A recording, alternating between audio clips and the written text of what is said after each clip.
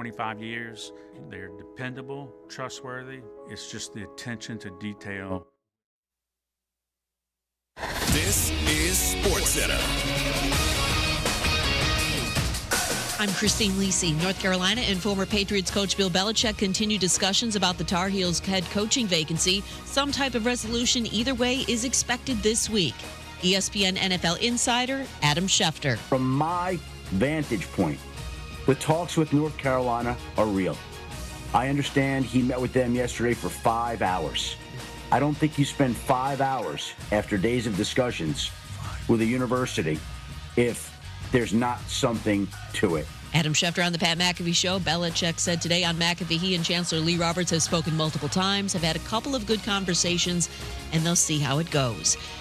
Panthers rookie running back Jonathan Brooks tore the ACL in his right knee for a second time in 13 months. He suffered the injury on a non-contact play in yesterday's loss to the Eagles. Tests on Vegas quarterback Aiden O'Connell's left knee revealed a bone bruise. He is hoping to play next Monday night against the Falcons. Saints quarterback Derek Carr listed as week-to-week with a left hand injury and a concussion. Baseball, Phillies and closer Jordan Romano agreed on a one-year contract. Guess what? Discover's accepted at 99% of places that take credit cards nationwide. You heard right, 99%. If you don't think so, maybe it's time to face facts. You're stuck in the past. Based on the February 2024 Nielsen report. Learn more at discover.com/credit card. Matt Moscona. I'm very important. After further review. Say it one more time. After further review with Matt Moscona. And here we go. Live from the Mercedes-Benz of Baton Rouge studio. Let's ride! Go!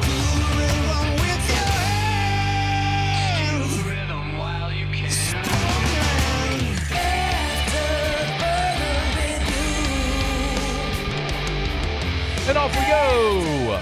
Welcome aboard. Glad you're with us. AFR, presented by Relief Windows. I'm Matt. This is Shaq O'Neal, and I hate Matt. Paul O'Neal. They're chanting Paul O'Neal's name. So. And Mr. Toby Tom Plate.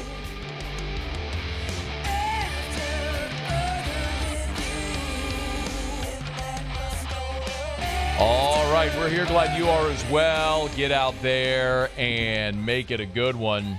Tigers Bowl destination announced the portal's open. Derek Carr's got a broken hand and Bama's crying. We got a lot to do. Let's go. It's time to pop the top on another edition of AFR with Bud Light. Drink easy. All right, we're going to jam through all this. We got 3 hours straight ahead. We got a ton to do, so just settle in. We'll get to all of it. Let me just begin at the top. It is portal day. The portal's officially open. 2 more LSU players officially in the portal now with Demyron Johnson, the defensive lineman who last week was reported he was going in. Told Wilson Alexander, I'm not going in. And then now is in. He and kicker Nathan Dybert. So those are numbers, my math is right, number 11 and 12 in the portal for LSU officially. That number will continue to change. We'll keep you up to date with all that as it goes along. And we will get to, in just a smidge, Derek Carr, broken hand in the game against the Giants on Sunday. But Darren Rizzi said he's week to week and could actually play this weekend, so we'll get to all that. LSU's bowl destination announced. Tigers will play Baylor in the Texas Bowl. Now, I understand when the season started, nobody was dreaming of LSU finishing the season in Houston in the Texas Bowl at 8-4. I get it. This isn't glamorous. It's not what anybody wants. It's also the reality of what is. So, last Monday, we got word this was going to be LSU's destination, barring something really unforeseen. They'd end up in the Texas Bowl against either TCU or Baylor. And as it came up, it's Baylor. So, I think considering what was available to LSU, this is the best case scenario. The Florida Bowls don't want LSU because LSU doesn't travel. LSU goes to the Citrus, the ReliaQuest fans don't go. They're not interested in having LSU. Quite honestly, LSU fans aren't interested in going. Okay, so what else is available? Texas Bowl makes the most sense. Location is one of them, primarily. Houston is the largest LSU alumni base outside of Louisiana. So there's a large contingent of LSU fans already in Houston, so that makes a lot of sense. On top of that, it's easy travel, as you know. It's 4 hours from Baton Rouge, to the Texas Bowl or to Houston, closer even in Southwest Louisiana. And then Baylor is about a 2.5-hour drive for fans in Waco. So you should have a really good turnout for this bowl game with LSU and Baylor. The date and time makes sense as well. It's New Year's Eve at 2:30. I know you might look at New Year's Eve and go, that's a bummer, but it's 2:30 in the afternoon. So a lot of people don't work on New Year's Eve as it is. So watch the LSU game, and then when the game's over, start getting ready and go about your New Year's Eve plans, whatever they may be.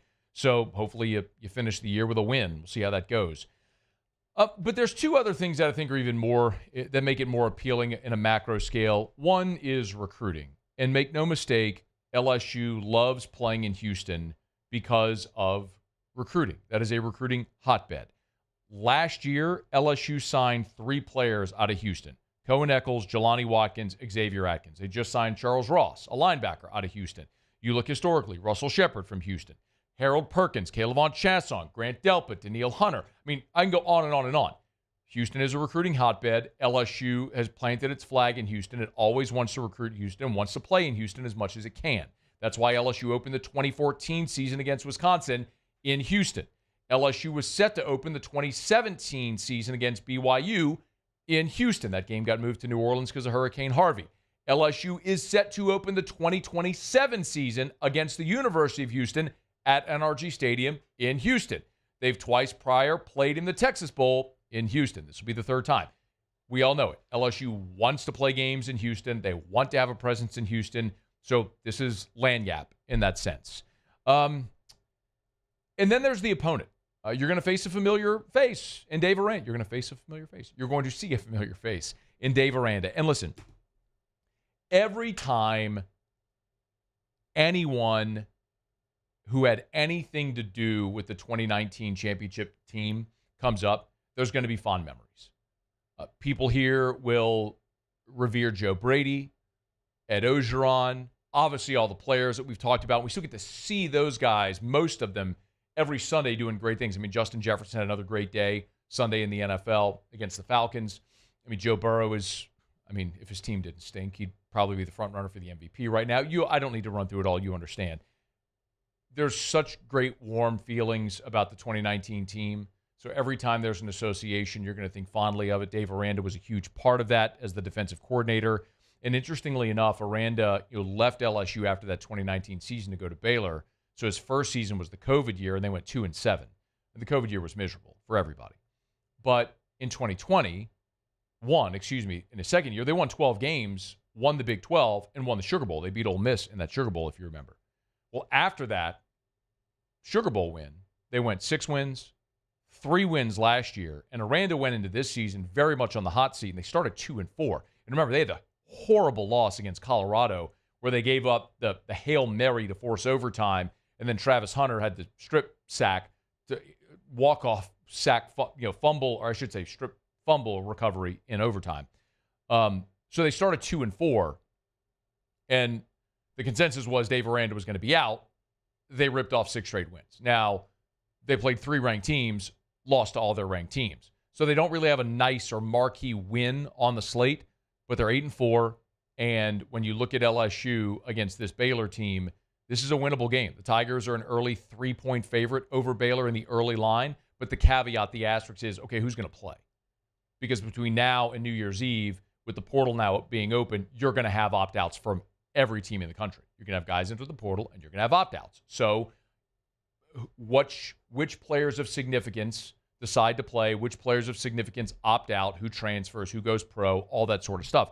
Like Will Campbell declared, Mason Taylor declared. Are they playing in the bowl game? I doubt it, but we'll see. We'll wait and get those answers from those guys if they choose to play. But in any event, we'll have a much better sense of that. We'll talk plenty about the game itself as we get closer.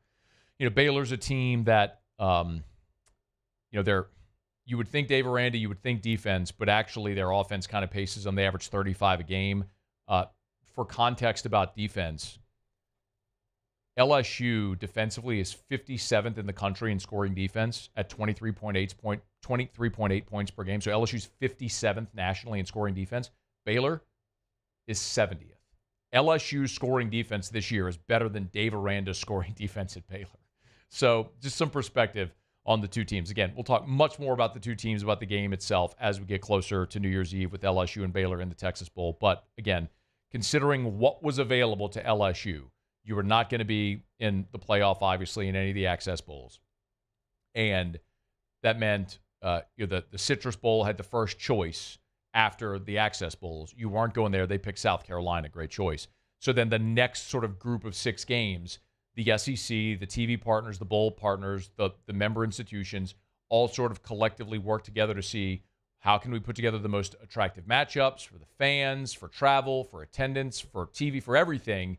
And LSU in Houston in the Texas Bowl against Baylor is about as good of a draw as you could have hoped for. Again, all things considered. Yes, you'd love to be in the playoff. That's not your reality. You're 8-4.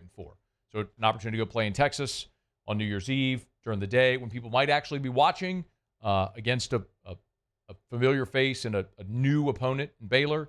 All things considered, pretty good draw for LSU in the Texas Bowl. All right, it's After Further Review. Our show open every day is brought to you by Bud Light. Drink easy in Louisiana with the great taste of Bud Light, the official beer of AFR, the official beer of the LSU Tigers, the official beer of the New Orleans Saints. Y'all remember, if you're going to be in the Maravich Center for LSU basketball, crack open an ice-cold Bud Light, or if you're watching the Saints the rest of the season or celebrating throughout this holiday season, make sure you got plenty of ice-cold Bud Light, the official beer of AFR. And you continue to see also those Folds of Honor bottles as well. For more than a decade now, Bud Light, Anheuser-Busch, they've donated tens of millions of dollars to Folds of Honor, funding scholarships for our fallen heroes and for also our first responders as well. It's a great program. You can learn more. Get one of those Folds of Honor bottles. You can scan the QR code to learn more. Bud Light, drink easy with the great taste of Bud Light. Okay, it's After Further Review. We'll knock out a quick break. When we come back, we got a ton to get to. We are going to talk playoff, the committee's decision to choose SMU over Bama, how it all was seeded. We're going to get into all that, talk Saints Giants. But there was news today on Derek Carr's injury. We'll give you the absolute latest when we come back. It's AFR. AFR. AFR is brought to you by River City's 1 Hour Air, where they're always on time or you don't pay a dime. 752-0001, 752-0001, or 1hourbr.com. Spell it out, O-N-E, 1hourbr.com. Hey, remember, if you haven't done it yet, we do know firsthand that a spring tune-up can help your system run better and last heater longer. safety You could check see lower energy from bills. River City's 1 Hour Air. Give them a buzz. One of their technicians will come out to make sure your home central heater is efficient, clean, and safe to run during these cold weather months. Always love sharing 5-star Google reviews. Joey LeBlanc said this one, 5 stars. Great service. Kevin was very knowledgeable, explained in detail what service was being done, recommended preventative services that could cost much, much more later. Did a great job. Would highly recommend Kevin for your needs. And another 5-star Google review from River City's 1 Hour Air. 752-0001, 752-0001 for River City's 1 Hour Air, 752-0001, where they're always on time or you don't pay a dime. Gulf Coast Bank and Trust is giving our customers the power to bank anywhere, anytime during this challenging event. And we're right there with you. Our mobile banking app is a smart way to manage your money and time. Gulf Coast Bank and Trust, the bank that cares about you. The Windsor Senior Living Community in Mandeville, Louisiana is a beautiful, vibrant apartment community geared towards seniors.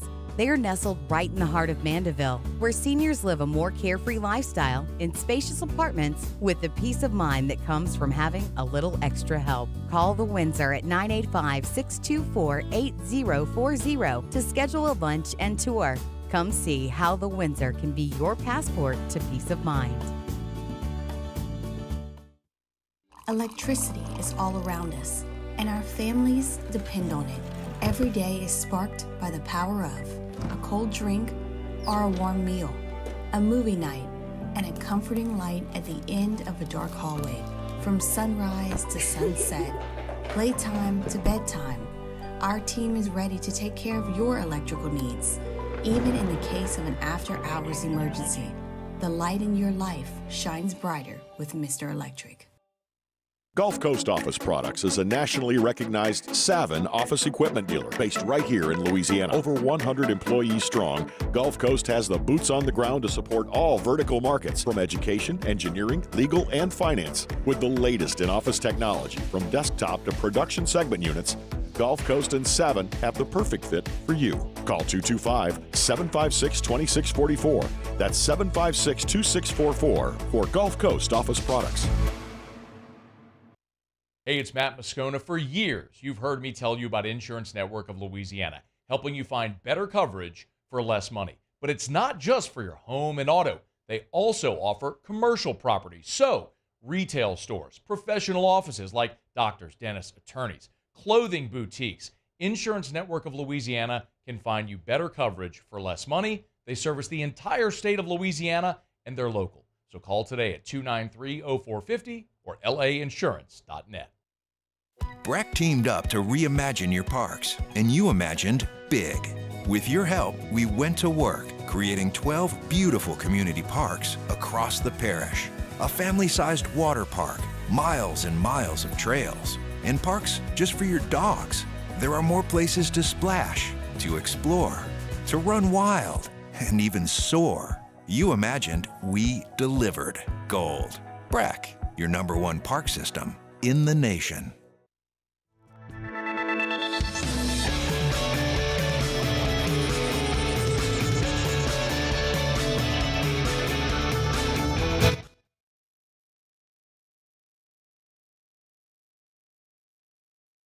After further review, presented by Relief Windows. Windows, doors, siding, and oh yeah, they also do interior shutters.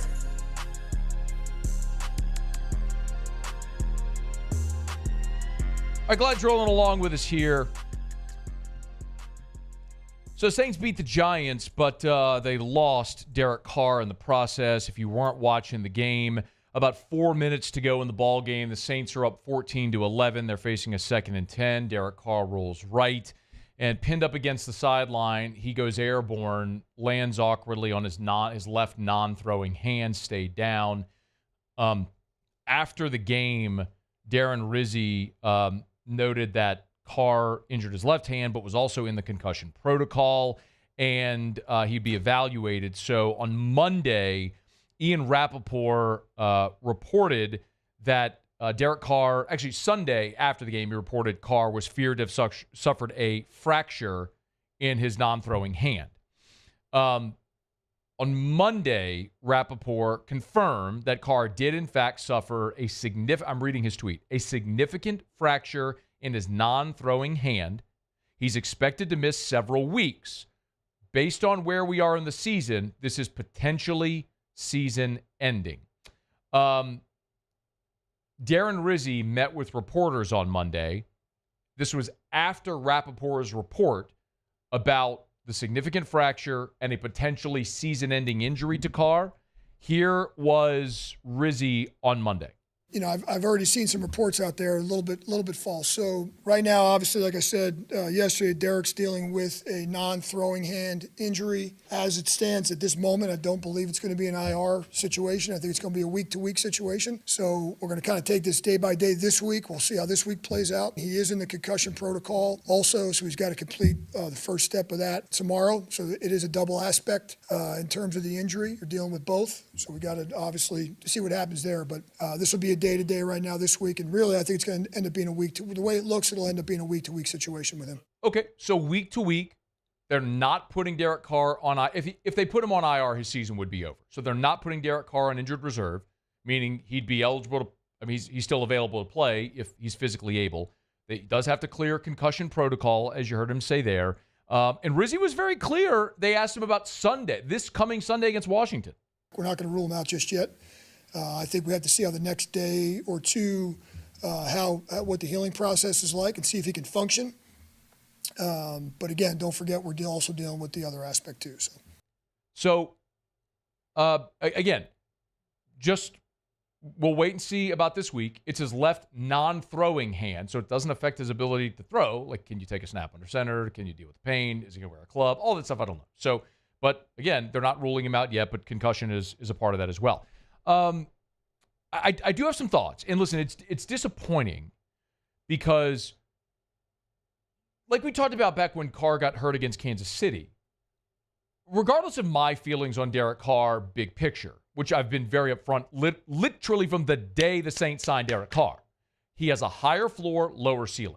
Like, with Derek Carr, your floor isn't 2-15. You have a higher floor, but you have a lower ceiling. 11 years as a starting quarterback in the NFL, we know what Derek Carr is. He is a lower, mid, upper, low tier starting quarterback. Still a starting quarterback, still one of the greatest quarterbacks in the world, but he's never going to win you anything of significance. Like, we have a large enough sample size now, 11 years, to know what he is. He is Andy Dalton. You can all roll your eyes and scoff at that, but I'd said it the day they signed him. Look at the stats. They are identical players. Derek Carr is Andy Dalton. He's a starting quarterback in the NFL. He's just not an elite starting quarterback in the NFL and never will be. And now as he gets older, you wonder about durability and a lot of things like that. But he is still a better option right now than Jake Haener or Spencer Rattler. So if you can have Derek Carr, of course you want Derek Carr. Rizzy was asked point blank, and I would go a little deeper. He was asked point blank if this is an injury that Derek Carr can play through. I'll say this, it's been done before. I don't know if it was Justin Herbert off the top of my head or Josh Allen or whoever it was, has had these injuries before with this non-throwing hand. It appears at the moment that it's non-surgical, which is a big aspect of it. And if it was surgical, we'd be talking about having a different conversation, which is why this is going to remain day-to-day, week-to-week type of thing. And so, but it has been done before. Like I said, we're also dealing with the concussion aspect of it, so we have to make sure he's cleared there from that aspect, and then we'll take one step at a time. If he clears the concussion, then we'll see if he's going to be able to function. He's obviously sore today. It's the day after the injury, so when I say day to day, we'll see how he follows up with the everything, swelling, all that kind of stuff. We'll see where he's at moving forward. So I'm a little torn on the injury itself, on the play itself, which I guess we have to talk about. There's one part of me that looks at it and goes, man. You love to see that from your veteran leader. I mean, you're a 4-8 football team. You're in a 3-point game, 4 minutes to go. It's 2nd and 10. You're trying to make a play. He goes airborne. Like, that part of it, you love. The other part of it is you go, man, you got to be smarter than that. It was 2nd down. It's not like the game is on the line here. You're up 3. It's 2nd and 10. If he runs out of bounds or even puts his shoulder down and goes out, you got 9 yards. Now you got 2 downs to get 1. And I understand you haven't run the ball very well. That's a dangerous play. Obviously, no one thinks you're going to get injured in the manner he did. So I'm not going to come out and say that. Again, I'm torn. I love the fact that in that moment, he's doing everything he can to get that extra yard for his team. Love that. Don't love the fact that it wasn't very smart thing to do in the moment, considering the down and distance. But again, I love the fact that he has that mindset right there. And of course, the decision not to put him on IR does leave open the possibility of returning. We'll see how likely that may be. Now, as far as what you do moving forward with Haener or Rattler if Carr is out, there's that question. And look, let's be very clear. You had 3 games where Spencer Rattler started. In those 3 games, you averaged 15 points per game. Okay, you were not very good offensively. And yes, one of those was against the Chargers, which at the time was the best scoring defense in the NFL. You again, had 3 games. It was Tampa Bay. Let's see, it was Tampa. Who am I forgetting? What with this load? Who am I forgetting?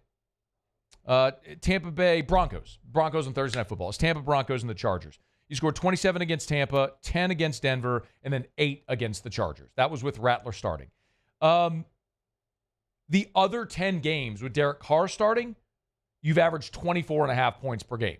Now, if you eliminate the first 2, which you can't do, but it's clearly been a dramatically different season than the first 2 games, you've averaged 19 points per game with Derek Carr outside of the first 2, which have been more the norm. 15 with Rattler. So it's not like it's been a gigantic difference. But if you do take into account the first 2 games, you're averaging nearly 10 points more per game with Derek Carr than the 3 that you didn't have him. So the question now becomes Haener or Rattler if Carr can't go. Darren Rizzi was asked on Monday how they're going to split the reps in practice this week, but then also what goes into the decision to choose between Rattler, who started 3 times, and Haener, who's been the backup when Carr's been injured.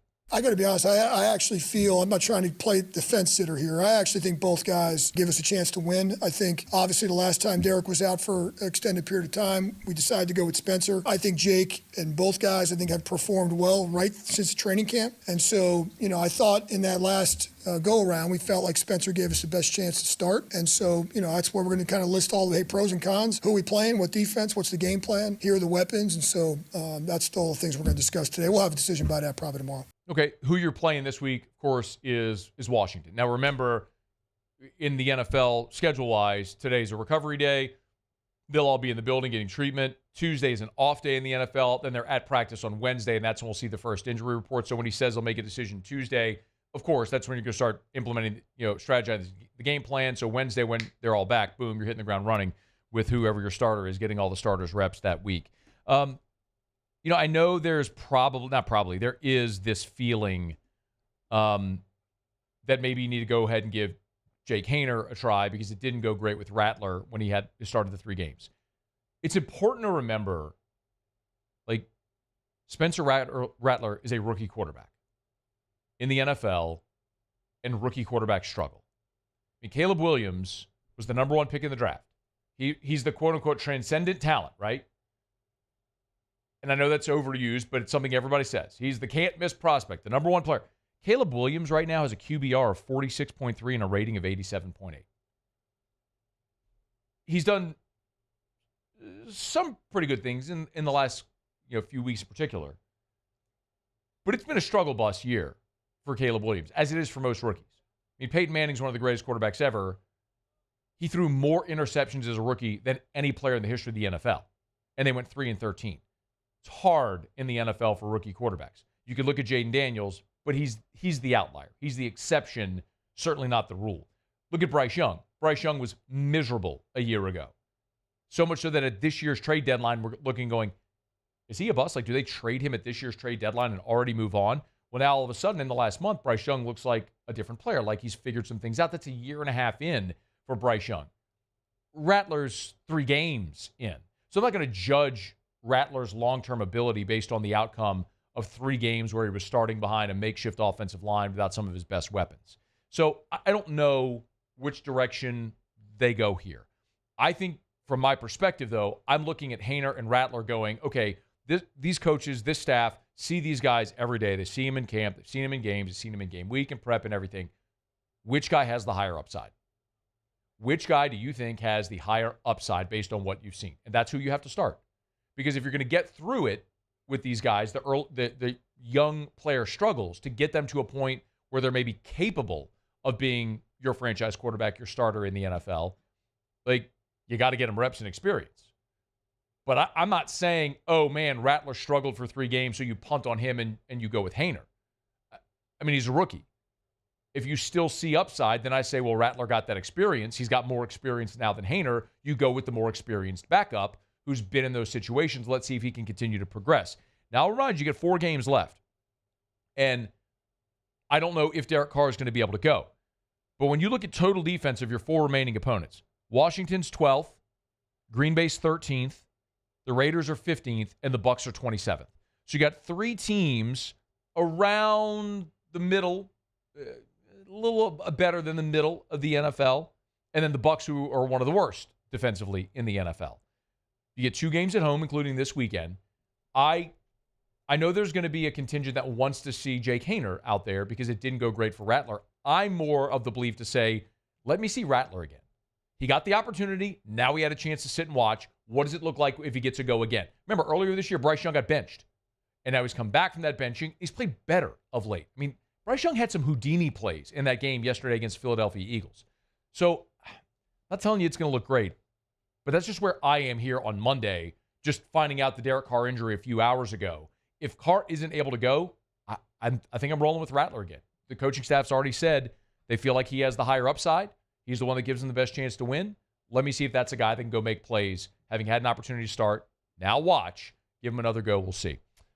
We'll obviously have the latest as the week goes along. All right, it's After Further Review. We're brought to you by Shaw Bills Tire and Auto Service, ShawBillsTire.com. Hey, if you're not following Shaw Bills on social media, why not? Shaw Bills is doing an awesome thing right now. So get to Shaw Bills on social media, either their Instagram or their Facebook, every day they're doing the 12 Days of Christmas countdown. It's the 12 Days of Christmas car care. And so every day they're doing these really cool giveaways. So you can go learn more on their social media, and they're giving away great prizes like free oil change, saving money on alignments, free wiper blades, all that stuff. So you can go learn more. Just go to their Facebook page. Go to the Shaw Bills Tire and Auto Service Facebook page. So congrats to this was Esme G, who was the winner of the 4th day of car care giveaway from Shaw Bills. So you can go learn more on their Facebook page or their Instagram. Again, Shaw Bills Tire and Auto Service, ShawBillsTire.com. Shaw Bills, where we keep you rolling. All right, y'all, glad you're hanging out with us here on this Monday edition of AFR presented by Relief Windows. We'll knock out a quick break. We'll go around the SEC. The portal window is officially open now, so we'll hit some of the high points, the most notable players that have entered the portal here today. Injury update on Georgia quarterback Carson Beck after he left the SEC championship game with that elbow injury. Kirby Smart updated that. We'll get to that here shortly as well. We'll get to what we learned. Ton to do, and glad you're here. It's AFR. AFR. AFR is brought to you by the Watermark Hotel and the Renaissance Hotel, Watermark Downtown, Renaissance Southtown. Of course, Watermark, Baton Rouge's premier hotel property in downtown Baton Rouge, voted by you the best hotel and the best of 225. Holidays are almost upon us. Maybe you have relatives coming in for the holidays. Make sure they book downtown at the Watermark Hotel. An amazing way to experience Baton Rouge. The history of Baton Rouge that is just oozing out of every pore of that building. The original high-rise in downtown Baton Rouge, the old Louisiana National Bank building, which has been converted into a luxury hotel. You've got 2 great dining options there at the Watermark as well. I tell you all the time about the Gregory, which is their fine dining option right there in the lobby. But also, they've got Milford's on 3rd, which faces, as you guessed it, 3rd Street. More casual sandwich shop. Check it out at the Watermark Hotel in downtown Baton Rouge. Baton Rouge's premier hotel property, voted by you the best hotel and the best of 225. The Watermark Hotel. Bayou Chrysler Dodge Jeep Ram can get you in a new 2025 Ram 1500 truck with $15,000 off MSRP. $15,000 off the newly designed Ram 1500 truck. All new Bayou Automotive vehicles come with a complimentary 7-year powertrain warranty. The crew at Bayou Automotive is going to do right by you. I've been doing business with Luba for 25 years. They're dependable, trustworthy. It's just the attention to detail with our clients. Our folks have years and years of experience. They're highly trained professionals, but many companies have that asset. What I'd like to think makes Luba a bit different is that we use those talents in a way that truly is dedicated to serving the needs of the folks who depend on us. At Atmos Energy, our Smart Choice solutions help customers save energy and emissions with rebates up to $500 off high-efficiency natural gas appliances, smart thermostats, and weatherization upgrades. Together, we're fueling our energy future. Looking for the ultimate game day experience? Come to the Queen Casino in Baton Rouge. Savor game day platters and snacks, plus drink specials at 1717 Kitchen and Cocktail. So come out for game day and let our team make you the MVP. The Queen Casino, where every moment is a win.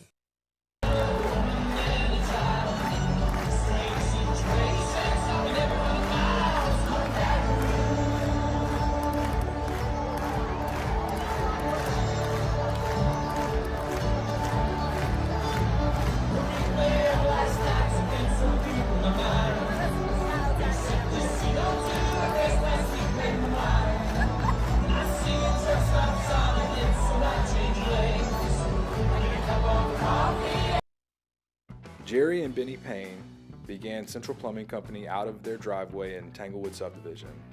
50 years later and 4 generations down the road, we continue to serve Baton Rouge and the surrounding areas for all of their plumbing needs. Residential, commercial, industrial, or hospitality, Central Plumbing is here 24/7, 365. We want to thank our customers, family, and friends for 50 years of success. And looking forward to 50 more. Dylan Cruz here to tell you about Six Rings Baseball and Softball Camp. If you live on the North Shore and play ball, go to Six Rings Camps with former LSU assistant coach Dan Canaveri. His knowledge is second to none, and your child will improve and have fun doing it. Camps were held at Coquille Park and Six Rings Academy in Covington with 4 sessions over the summer. Full day and morning only sessions are available from ages 7 to 13. Go to sixringsbaseball.com or call 985-206-9096. Learn the game to love the game.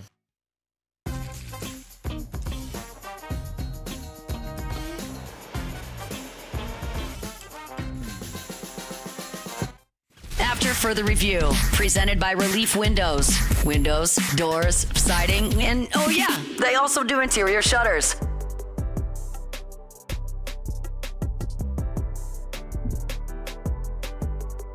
A Tulane AD, David Harris, announced today that the school has reached an agreement in principle with head football coach John Sumrall on a contract extension that will keep Sumrall in New Orleans as the head coach of the Green Wave.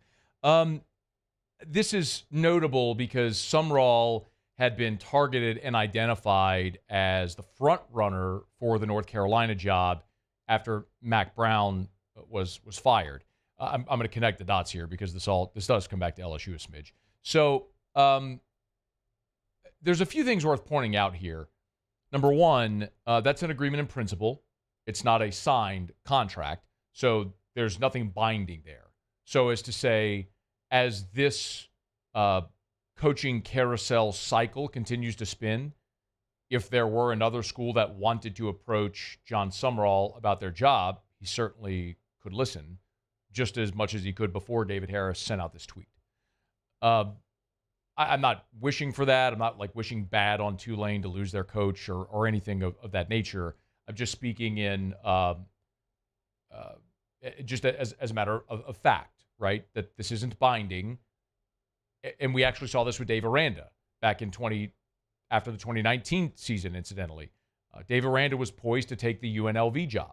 His family didn't want to move. He ultimately turned that job down after he had agreed in principle to take that job. I don't know that it was ever reported that he agreed in principle to take that job, but he had done everything except show up at the press conference. And then it looked like he was staying at LSU. Then a few weeks later, the Baylor job came open. They offered it to Dave Aranda, and then you don't pass on a Power 5 job like that. So now Power 4, but you understand at the time. So anyway, there's nothing to say that Sumrall wouldn't be the target for another job that could come open. All that's relevant because, and I was out Thursday, Friday, but I did get asked by a lot of people about Blake Baker. And I know there were some rumors about Blake Baker and the Tulane job. I'll say this. Every agent that is worth their salt is making sure that their client is being pushed to the forefront for every job available, whether they truly want it or not, because everything is about leverage. And remember, I subscribe to, in the coaching carousel cycle season, I subscribe to the belief that you believe nothing and you consider everything. So I know there were some people who were like, yeah, Blake Baker's taking that job. I was told that there was interest, but why wouldn't there be? We all understand Blake Baker wants to be a head coach. That's no surprise. Most young, talented, aspiring coaches want to be head coaches. They want to run their own program. We know Blake Baker's family situation. His wife is from the North Shore, who played soccer at LSU. They have family still in Tangipahoa Parish, and that would be a great opportunity whereby you could still stay in Louisiana, be the head coach of an ascending program with good resources that's had recent success, all that stuff. So yeah, I believe Blake Baker would have been interested in Tulane had it come open. I believe Blake Baker's representatives absolutely were pushing his name for that had it come open, because if they weren't pushing his name for that, they ain't doing their job. But the idea that something was done or like that I don't believe. And clearly, there's always twists and turns. And as we say with every coaching search, until it is done, meaning like ink is dry, coach is at the podium at the introductory press conference, it ain't done. And even sometimes then, it still ain't done. So it is coaching carousel cycle silly season. So as a reminder, consider everything. believe nothing. John Summerall, for now, staying at Tulane, but he's one of the guys that's going to be among the hottest coaches among the coaching carousel, coaching cycle, coaching search type situation here. And I do believe that John Summerall would have taken that North Carolina job, but for the fact that Bill Belichick is now very much engaged for that position. And if you're John Summerall and your employer is like, hey, we'd love to offer you this contract extension. I mean, barring another option that is readily available and present, you don't look a gift horse in the mouth. So, again, John Summerall's agreed to an extension in principle with Tulane that'll keep him there. It's nothing binding. We'll see what other jobs may come available and what opportunities may present. But if you're an LSU fan, looking at, thinking about, worrying about Blake Baker, you've got to understand the day is going to come where Blake Baker becomes a head coach. He wants that. He's talented. He's energetic. He's a great coach, great recruiter. He is going to run his own program. That is going to happen. But you want that for all of your assistants because it means your program is an ascending program. So, and you have ascending coaches, and you have a lot to offer. So we'll keep an eye on it, but clearly nothing done there in any way with Blake Baker leaving LSU. All right, it's after further review. We're brought to you by Parish Restoration, parishbuilt.com, parishbuilt.com. Kill mold, remove odor, all this rain these past couple days. If you've had water intrusion in your house or think you might, you probably have mold in your walls, in your insulation. If you had water intrusion, chances are you got mold. Sometimes you can't see it. Sometimes you can. It's black mold climbing all over your walls, by your air vents. Listen, Louisiana is like the mold capital of the world. It's wet and it's humid, breeding ground for mold. Have mold, think you might? Parish Restoration can help. They'll come by. They'll spray their patented non-toxic dry fog. They'll kill mold, remove odor, and it's so seamless. I mean, your family, if it's at your home, half a day for a residential property. They come in, they spray. As soon as the fog dissipates, boom, you're back in free and clear. You're not pulling out carpet, cut sheetrock, anything of the sort. Super safe. It's Parish Restoration. Learn more at parishbuilt.com. Hit the restoration tab, parishbuilt.com, parishbuilt.com. All right, let's do it. Let's go around the SEC. Around the SEC, bringing you the biggest news from the nation's best conference, the Georgia Bulldogs. If you're watching SEC Championship Saturday, Carson Beck injured his arm on the final play of the first half. It is a UCL in his right elbow. You often hear that associated with pitchers. A no clear timetable for return. Kirby Smart said they're still waiting on results of the MRI. Georgia's going to play the winner of Notre Dame and Indiana in the semifinals on New Year's Day. That'll be in the Sugar Bowl. Gunnar Stockton finished out the SEC Championship game. The South Carolina Gamecocks. Shane Beamer's looking for a new OC. Dowell Loggins has been named the new head coach at Appalachian State. Was the OC at South Carolina the past 2 seasons. Also worked with the quarterbacks. He helped turn Spencer Rattler into a draft pick, and then obviously developing Lenora Sellers this year. The Florida Gators. Redshirt junior defensive lineman Caleb Banks is returning to Florida for his senior season. He's a former Louisville transfer to Gainesville, coming off his most productive college season. Appeared in all 12 games, including 10 starts. By the final month of the season, Banks had emerged really as a critical component of Florida's pass rush. He had 2.5 sacks against Ole Miss. The Alabama Crimson Tide. A couple of key players have hit the portal. Former 5-star wide receiver Caleb Odom out of Georgia. He was one of the crown jewels of last year's 2024 class.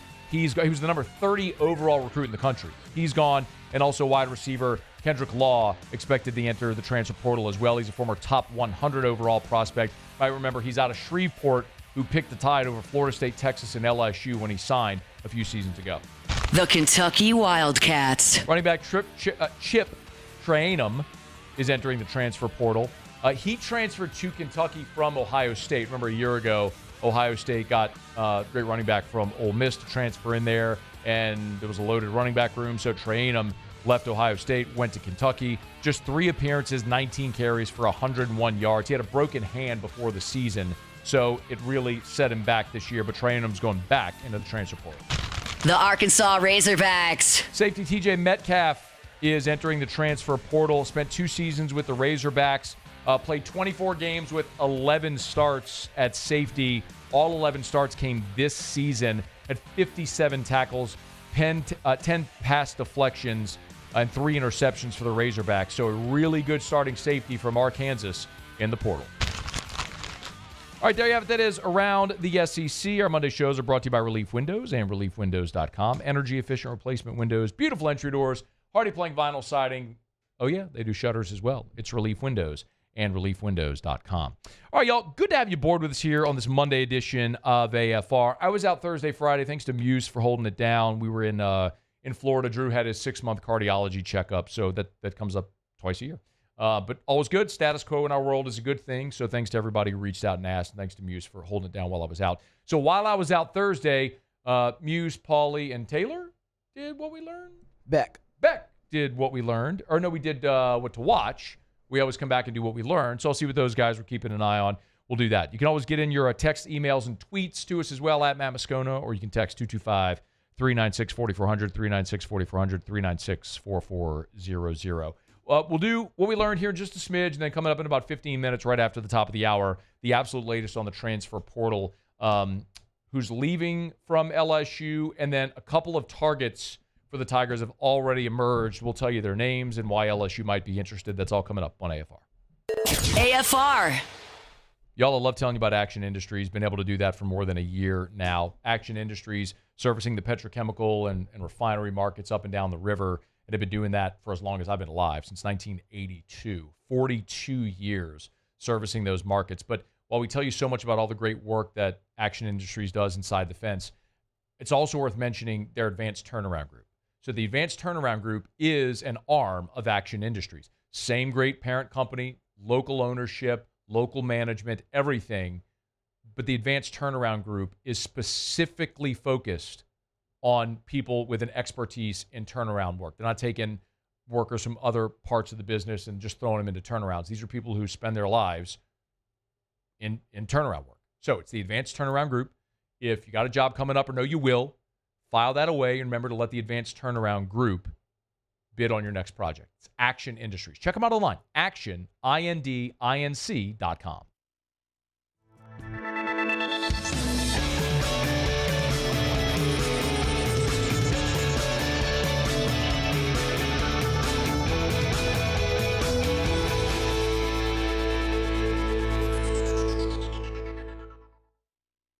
At Ochsner, we know healing is a team sport.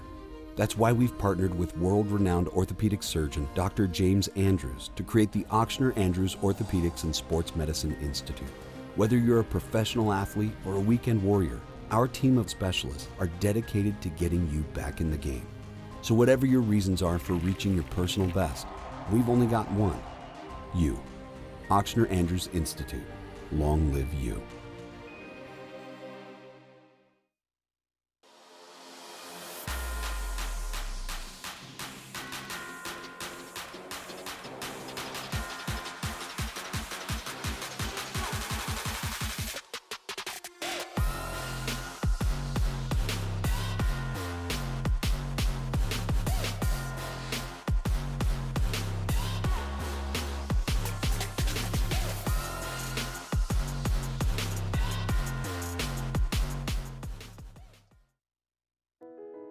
I've been doing business with Luba for 25 years. They're dependable, trustworthy. It's just the attention to detail with our clients. Our folks have years and years of experience. They're highly trained professionals, but many companies have that asset. What I'd like to think makes Luba a bit different is that we use those talents in a way that truly is dedicated to serving the needs of the folks who depend on us. Electricity is all around us, and our families depend on it. Every day is sparked by the power of a cold drink or a warm meal, a movie night, and a comforting light at the end of a dark hallway. From sunrise to sunset, playtime to bedtime, our team is ready to take care of your electrical needs. Even in the case of an after-hours emergency, the light in your life shines brighter with Mr. Electric. Gulf Coast Office Products is a nationally recognized Savin office equipment dealer based right here in Louisiana. Over 100 employees strong, Gulf Coast has the boots on the ground to support all vertical markets, from education, engineering, legal, and finance. With the latest in office technology, from desktop to production segment units, Gulf Coast and Savin have the perfect fit for you. Call 225-756-2644. That's 756-2644 for Gulf Coast Office Products. When it comes to choosing energy for your family and your home, make the smart choice with natural gas. You can count on efficient and affordable natural gas to keep you comfortable. Further review, presented by Relief Windows. Windows, doors, siding, and oh yeah, they also do interior shutters.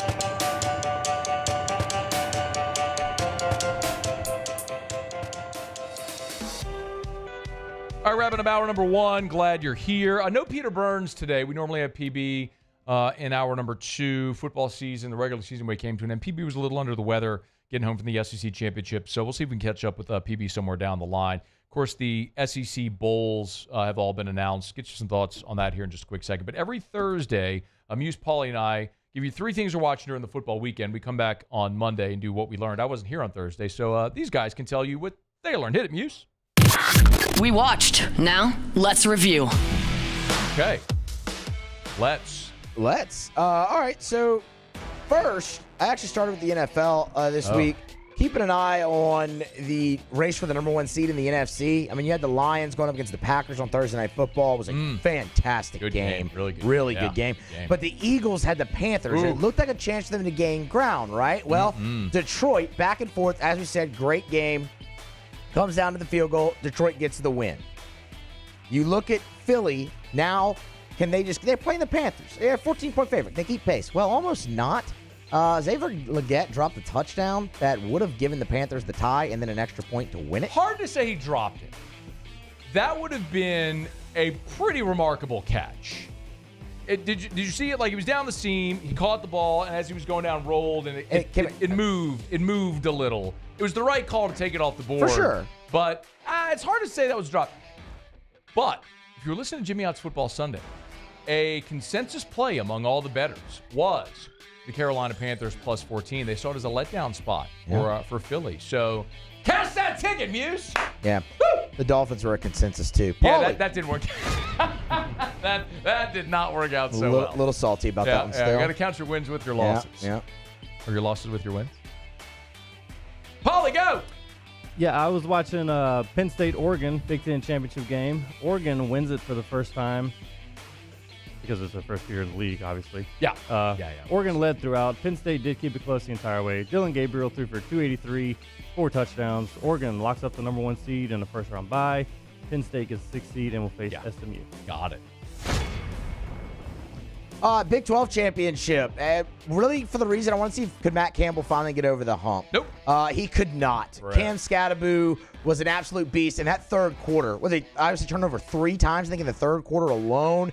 It really went off the rails, man. But that was an ass whipping. That was. That was. Yeah. That was hideous. Ain't no other way to say it. No. So Arizona State, they get the first round bye, and they're off to the playoff. That was go give me a switch off the tree and take it to you behind. That was. Ooh. I was watching Falcons-Vikings, the return of Kirk Cousins to Minnesota. Yeah, that didn't go so well. Sam for Darnold Kirk, showed him it? up a little bit Yeah, there. he did. Vikings roll 42-21. Cousins, no touchdowns, 2 interceptions. Darnold, 347 yards, 5 touchdowns. Justin Jefferson, 132 yards, 2 touchdowns. You would think he was the leading receiver. No. My bad. Jordan Addison. The other Jordan. 133 yards, 3 touchdowns. They went off. And the SEC championships, somebody had to do it, but it was an interesting angle with the rematch. Could Texas avenge their only loss? Their defense played really well. It looked like they were in control for the majority of the game. Just could never build on the offense against Georgia and take control. Avenge? Huh? No, I said avenge. Yeah, avenge. I thought I heard you say, could they avenge their only loss? But they avenge their only loss. Anyway, got it. And again, we're in control a large majority of the game, specifically on defense. Could never build the lead against Georgia's defense. Carson Beck gets injured. It looked like the second coming of Stetson Bennett for a minute there, but ultimately that settled down. But Georgia, in overtime, to win first ever overtime game in the SEC championship. I was watching the battle of the NFC West, Seahawks and Cardinals. Seahawks rolled. They beat the Cardinals 30-18. This is 4 straight wins for Seattle, but the one sneaking up on everybody is the Rams. So Seattle's 8-5, the Rams 7-6, Arizona and San Francisco both had 6-7. That's it. That's 3 each. Got it. Rams almost blew it last night. Yeah, they did. Woo! Another good game, though. Brought to you by Michelli Weighing and Measurement, Michelli.com, Michelli.com. Locations all over the United States. 6 different calibration labs in Louisiana. More than 30 across a dozen different states. Actually, up to 13 states now. It's Michelli Weighing and Measurement, our nation's largest distributor of scales. Kind of incredible, man. You think about this company. We all talk about, like, big companies or local companies that expand and grow. Like, you might not even recognize or think of it. But Michelli is this company that's been in South Louisiana, founded in New Orleans. Their corporate headquarters are in Harahan. For more than 75 years now, they've maintained their local ownership as they've expanded their footprint, now in more than a dozen states with more than 30 offices all over the country. Pretty incredible. Learn more about all the services that they offer at Michelli.com. If you weigh or measure something, they sell, service, rent the products you use to weigh and measure. It's Michelli Weighing and Measurement. At Michelli, they like to say we show the world what measurement can do. Michelli.com, Michelli.com. All right, y'all, it's After Further Review. Glad you're hanging out with us here. We will, I promise, talk about the college football playoff and what the committee did. I think the committee nailed it. I think I don't love the order in which they seeded teams, but as far as the teams that got in, for the most part, I think they got it right in the one big decision they had to make. But I will talk about that coming up a bit later. All right. 2 former LSU quarterbacks are in the transfer portal again. We'll revisit that in about half an hour from right now. Do have to talk about the Saints-Giants. We talked about Derek Carr's injury in hour 1. I want to talk about Saints-Giants. But when we come back, the absolute latest on LSU transfer portal targets. Stay here. AFR.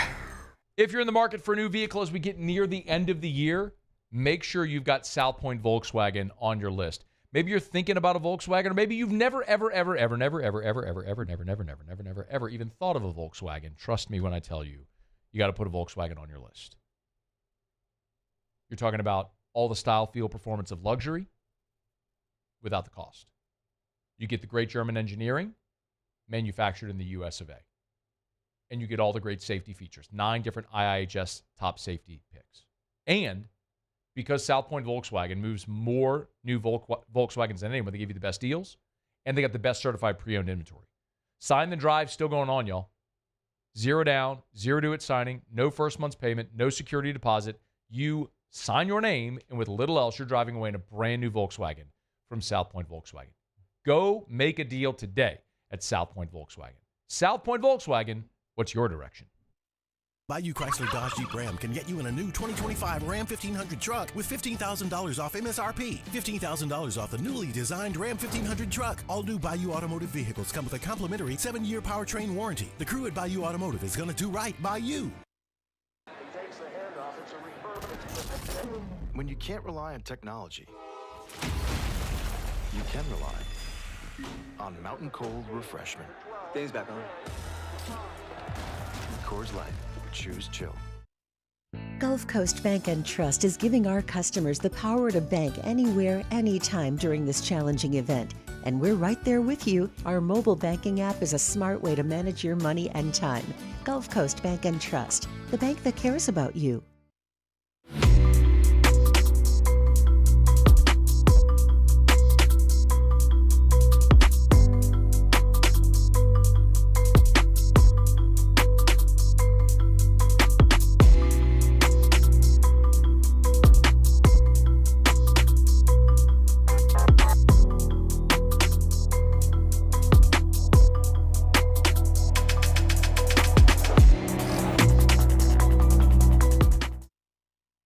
Hey, it's Matt Moscona. For years, you've heard me tell you about Insurance Network of Louisiana, helping you find better coverage for less money. But it's not just for your home and auto. They also offer commercial property. So, retail stores, professional offices like doctors, dentists, attorneys, clothing boutiques. Insurance Network of Louisiana can find you better coverage for less money. They service the entire state of Louisiana, and they're local. So call today at 293-0450 or lainsurance.net. Breck teamed up to reimagine your parks, and you imagined big. With your help, we went to work, creating 12 beautiful community parks across the parish. A family-sized water park, miles and miles of trails, and parks just for your dogs. There are more places to splash, to explore, to run wild, and even soar. You imagined, we delivered. Gold. Breck, your #1 park system in the nation. Jerry and Benny Payne began Central Plumbing Company out of their driveway in Tanglewood subdivision. 50 years later and 4 generations down the road, we continue to serve Baton Rouge and the surrounding areas for all of their plumbing needs. Residential, commercial, industrial, or hospitality, Central Plumbing is here 24/7, 365. We want to thank our customers, family, and friends for 50 years of success. And looking forward to 50 more. At Relief Windows, we're more than windows. We're windows, doors, hardy plank, and vinyl siding. But our #1 product is always customer satisfaction. Visit us online at reliefwindows.com.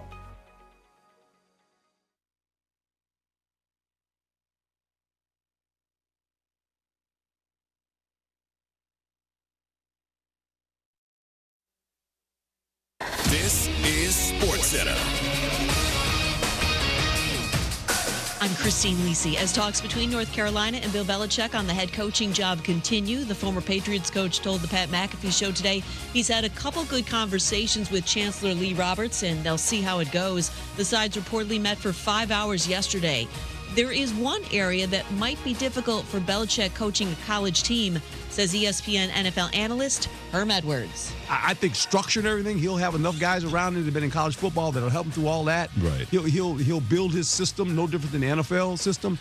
But the recruiting part, ooh, it's long hours and it's recruiting, man. And you got a window of opportunity when you go get them, and then it's free agency every day, the portal. Herman, Freddie, and Harry. Georgia quarterback Carson Beck suffered an elbow injury during Saturday's SEC championship game. He's exploring treatment options, no current timetable for his return. Panthers rookie running back Jonathan Brooks tore the ACL in his right knee for the second time in 13 months. He suffered the injury on a non-contact play in yesterday's loss to the Eagles in Philadelphia. Time with family, laughs with friends, and cash back? Discover's got you covered on the last one. That's because Discover doubles all the cash back you've earned on your credit card at the end of your first year with Cash Back Match. See terms at discover.com/creditcard. Matt Moscona. I'm very important. After further review. Say it one more time. After further review with Matt Moscona. And here we go. Live from the Mercedes-Benz of Baton Rouge studio. That's right.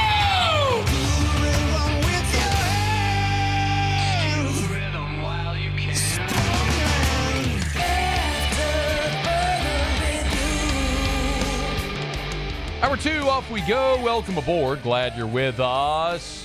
It's AFR, presented by Relief Windows. I'm Matt. You're a loser, Matt. Hey, shut up, kid. Paul O'Neill. They're chanting Paul O'Neill's name. Muso. And Mr. Toby Tom Play.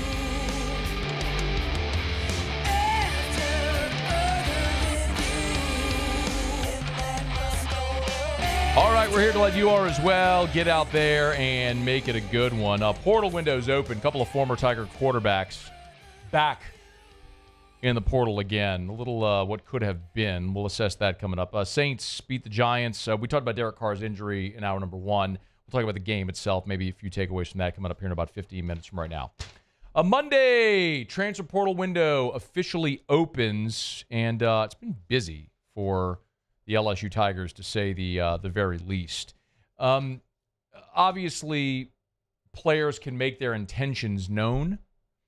So, in the last week, since the regular season wrapped up, we had double-digit announcements of the intention to enter the portal, from quarterback Ricky Collins and receivers Landon Ibieta, C.J. Daniels, Shelton Sampson, Deshaun Womack, Jordan Allen, safety Kylan Jackson, freshman cornerback Bernard Causey, linebacker Xavier Atkins jumped in the portal as well.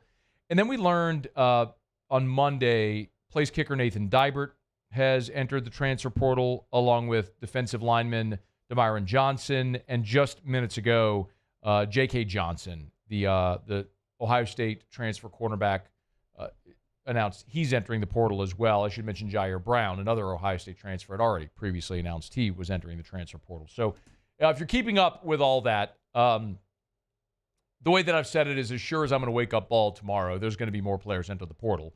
It's just the nature of how this works now. No program is immune. I mean, there are programs who are preparing to play in the college football playoff who today have players entering the transfer portal. Again, think about it. There are programs who are preparing for the college football playoff who have players entering the transfer portal. That is a singular looking out for number one approach, and I don't blame any young person. Like, yes, football is a team game. It's a team sport. However, the way that this has been built and structured, this is the schedule that it allows. And if young people are going to maximize their opportunity both on the field and financially, this is the window they have to do it. You have to go into the transfer portal now. And you're not going to wait a month or longer because the portal window will be closed. And even if you wait later in the portal window, those roster spots at some places may be filled. So you put yourself there. I understand it. It ain't great. I get it. For the coaches and the teams that are preparing for games and all that stuff. But this is the portal window that's out there. So I don't blame any young person that's taking the opportunity to see what opportunities are out there for them. Specifically, when you look at the portal and everybody is going to lose players like we always talk about, when you look at the collective loss, the turnover, the players leaving your program, what you hope to see are players that either never really found a role on the field that are depth pieces. What you don't want to see are impact guys that were productive for you. Like, it's very disappointing to see Deshaun Womack, Shelton Sampson enter the portal because those are guys with very high ceilings that it hasn't really materialized yet, but could. But that's okay because they haven't contributed for you and other guys have who will be here. The one that stings is C.J. Daniels. C.J. Daniels was a productive receiver for you this year. You would love to have C.J. Daniels back for you next year. So him leaving is the one you look at so far and go, that's a guy that was productive for you this year. You'd love to have him back, but he's entering the portal. Barring something unforeseen, he'll play somewhere else next year. But the flip side of it is, while yes, you're watching players leave, this is also the opportunity where Austin Thomas and Brian Kelly and Frank Wilson and everyone associated with LSU's roster management and recruiting are keeping an eye on the portal, like constantly hitting refresh on that portal window to see who else is jumping in the portal and who else is available. So I want to run through a few names so far that we know and targets that LSU has. And I break things down into, as we always say, like wants, needs, and musts, right? A want is something that you like to have. A need is what it is. It's a player, it's a need, something that you need to address. A must is like there is no debate. Like you cannot leave this portal cycle without adding an impact player at those positions. Like a want for me, running back. Running back is a want. Like Josh Williams is leaving, but you've got Caden Durham returning. You're bringing in Harlem Berry, 5-star, number one running back in the country, and JT Lindsey. And maybe Trey Holly returns and is able to play next year. Maybe, we'll see. But you should be good. Worth mentioning as well, Juwan Johnson moved to running back. So you got enough bodies and you got your best guy back. Okay? That's a want. Running back would be a want. A need is offensive line. Like you've recruited very well on the offensive line, but you're losing 4 starters very likely, and you'd love to be able to add someone who's got experience. That's a want. Cornerback is a want because you're returning Ashton Stamps, who's a starter, and you're bringing in the 5-star number one corner in the country, and you're returning P.J. Woodland. Like, Those are probably your first three guys when you open at Clemson next year. Linebacker, especially if Harold Perkins returns. West Weeks, Witt Weeks. We saw Devon Keys emerge this year as well. If Harold Perkins returns, that's another really strong body there at that position. And then quarterback is a want as well. That could change, by the way, depending on what Garrett Nussmeier does. The needs. I'm sorry, the must. Like, not debatable. You absolutely must add somebody. Defensive end. You're losing both your starters. You've got rotational guys behind them. Defensive tackle. You have got to add an impact guy on the interior defensive line. Safety. Even if Jordan Gilbert and Sage Ryan return, which they can for fifth seasons, you were bad at safety. It was your greatest liability defensively. You must add an impact player at safety. Tight end. Like, you move Trey Green, you've got Kamori and Pimpton, and then J.D. LaFleur coming in. That's it. Like, that is a must. You must add an impact tight end and receiver. You must add, and you're losing three of your top four pass catchers. You absolutely must add an impact receiver. So wants, needs, and must. So let's look at it. Right now, I'll tell you there's three names at tight end to keep an eye on. And I think while I was out, Muse and Taylor talked about two of them. Luke Haas from Arkansas is a guy that LSU fans should remember. He went off for LSU a year ago in Tiger Stadium with 116 yards and 2 touchdowns. He's in the portal.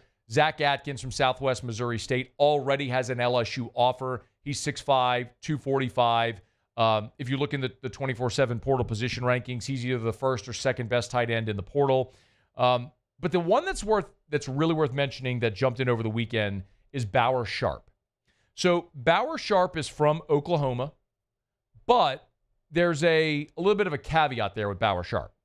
So Bauer Sharp was a no-star coming out of high school. And he started his college career at Southeastern Louisiana in Hammond, where he's a quarterback. And this is something that program has done very well. They take athletic guys, bulk them up, and change positions. In particular, they've done that at tight end very well. So Bauer Sharp was a guy that was playing quarterback at Southeastern.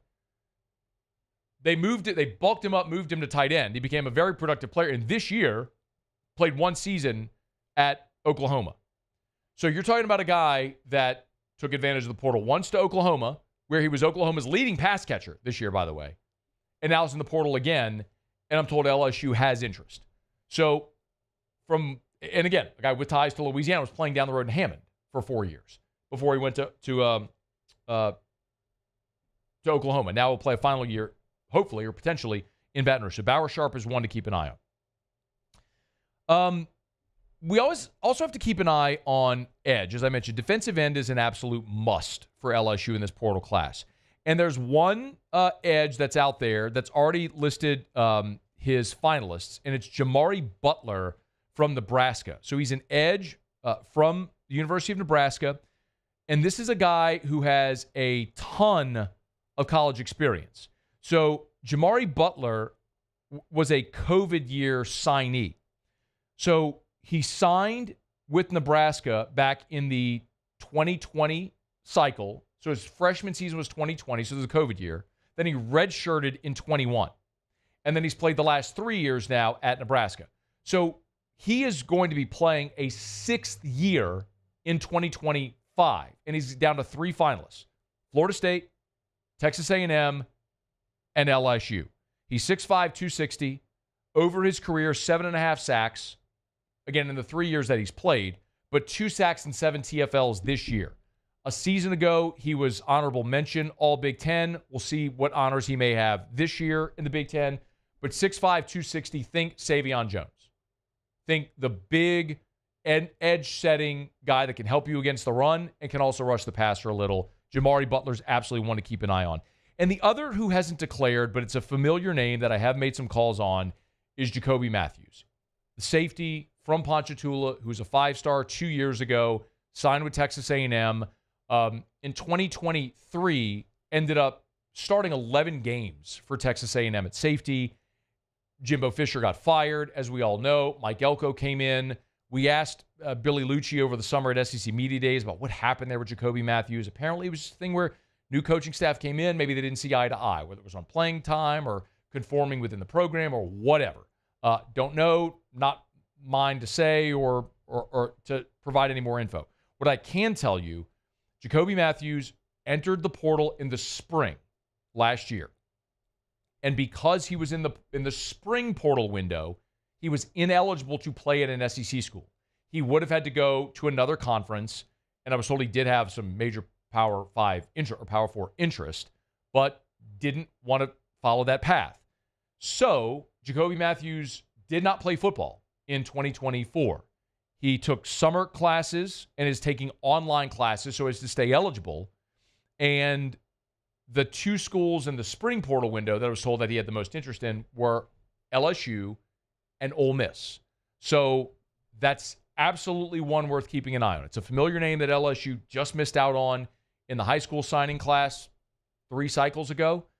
And Jacoby Matthews, again, played 2 years at A&M. This would count as the redshirt year, right? You got 5 to play 4. So this would count as his quote-unquote redshirt year. And so he's got 2 to play 2. Wherever he goes, he's got 2 years to play 2. And Jacoby Matthews, I certainly have the feeling like he has been taking online classes to stay eligible so he can immediately get to a place this spring semester, go through spring football, and be ready to play in the 2025 season. And that's a former 5-star safety who was, I think, 4th or 5th on the team in tackles at A&M 2 years ago as a sophomore. And is a guy who LSU seemingly would have interest in finally getting to Baton Rouge. We'll see if they can make it happen. So as the portal window opens, I just want to clarify, so much is going to change. Like, just in the time I'm sitting here saying this, if we hit refresh on the portal, like, more names are going to be in, and there's going to be more targets and guys that commit elsewhere and so on. It's going to move very fast. But just some of the things worth keeping an eye on as far as wants, needs, and musts, and some players and names to keep an eye on. All right, it's After Further Review. We're glad you're with us. We're brought to you by First South Farm Credit. If you're thinking of buying land, your first call should be to First South Farm Credit. That's firstsouthland.com, firstsouthland.com. Everyone knows that's in agriculture. First South Farm Credit has been first in agriculture since 1960. If you're a farmer, you want 1,000 acres for agriculture, First South Farm Credit, you know that. They can even help you finance your farm equipment. But maybe you want to buy that recreational property, that hunting property. Maybe you want the 20 acres in St. Francisville, the 100 acres on the North Shore in Tangipahoa. Maybe you live in New Orleans, growing a family now. You're going to move to the North Shore and commute. They can compute your loan at First South Farm Credit. FirstSouthland.com, FirstSouthland.com. If you're thinking of buying land, your first call should be to First South Farm Credit. FirstSouthland.com, FirstSouthland.com. All right, y'all, glad you're hanging out with us here on this Monday edition of AFR. I will get to some of your interactions. So if you want to email us, tweet us, text us, lots of ways you can get in. Thanks to everybody watching on YouTube as well. Please smash that like button, subscribe to the YouTube channel as well. We appreciate it. You can get all of our content on YouTube or on podcast. Remember, if you want just our LSU content, you go to YouTube, search AFR LSU or AFR Saints if you want the Saints content. If you want audio only, go to your favorite podcast app, search AFR LSU or AFR Saints, and you'll get that there. Or you get the full shows on YouTube or podcast as well. Basically, however you want to consume us, we'll be there for you in whatever form you want. So we appreciate you for being there as well. All right, let me knock out a quick break. We'll come back. I will recap Saints-Giants, give you some takeaways from the game itself. Some nice things we saw in the Saints' 14-11 win, which was a pretty dreadful football game. But we'll get to you some takeaways as we return on AFR. After Further Review. Hat tip to our friends, Jareth Knockan and all my buddies over at Glow Resources. They had their Glow Christmas party this past weekend as well as past Friday. Great people over at Glow Resources, and I'm great to be affiliated and associated with them, as are so many businesses. You know, Glow is an awesome success story. Their corporate headquarters here in Baton Rouge, but now they've got offices all over the country, and they serve businesses all over the country and honestly all over the world. They'll place people, it's amazing how they'll cast their net far and wide through all of the different networks that they have to find the right employee for your business. And sometimes that's a business in Texas hiring someone from California to do a job in India. There's really no limit. Skilled blue-collar workers or their professional placement division. You'll call Casey over there at Glow Resources. They'll go through that full customer needs analysis with you. They'll go over what you're looking for, and they have a 96% success rate at Glow Resources. Check them out online, glowresources.com. I've been doing business with Luba for 25 years. They're dependable, trustworthy. It's just the attention to detail with our clients. Our folks have years and years of experience. They're highly trained professionals, but many companies have that asset.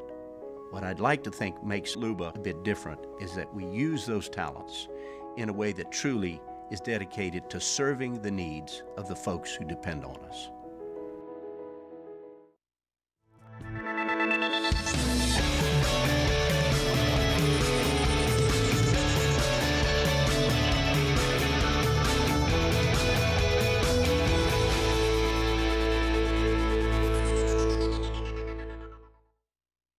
Looking for the ultimate game day experience? Come to the Queen Casino in Baton Rouge. Wall-to-wall TVs mean you'll see every touchdown in HD. Place your bets and feel the thrill of every play with our DraftKings Sportsbook. The Queen Casino, where every moment is a win. The Windsor Senior Living Community in Mandeville, Louisiana is a beautiful, vibrant apartment community geared towards seniors. They are nestled right in the heart of Mandeville, where seniors live a more carefree lifestyle in spacious apartments with the peace of mind that comes from having a little extra help. Call the Windsor at 985-624-8040 to schedule a lunch and tour.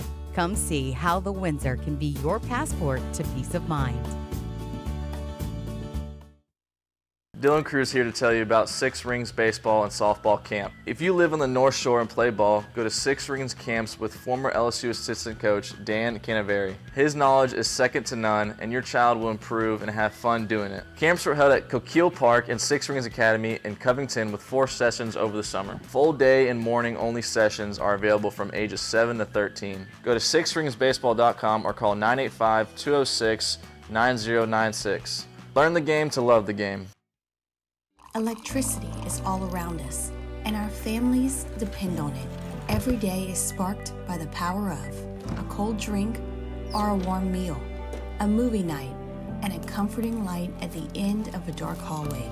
From sunrise to sunset, playtime to bedtime, our team is ready to take care of your electrical needs, even in the case of an after-hours emergency.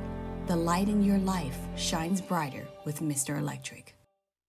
Gulf Coast Office Products is a nationally recognized Savin office equipment dealer based right here in Louisiana. Over 100 employees strong, Gulf Coast has the boots on the ground to support all vertical markets, from education, engineering, legal, and finance. With the latest in office technology, from desktop to production segment units, Gulf Coast and Savin have the perfect fit for you. Call 225-756-20. After further review, presented by Relief Windows. Windows, doors, siding, and oh yeah, they also do interior shutters.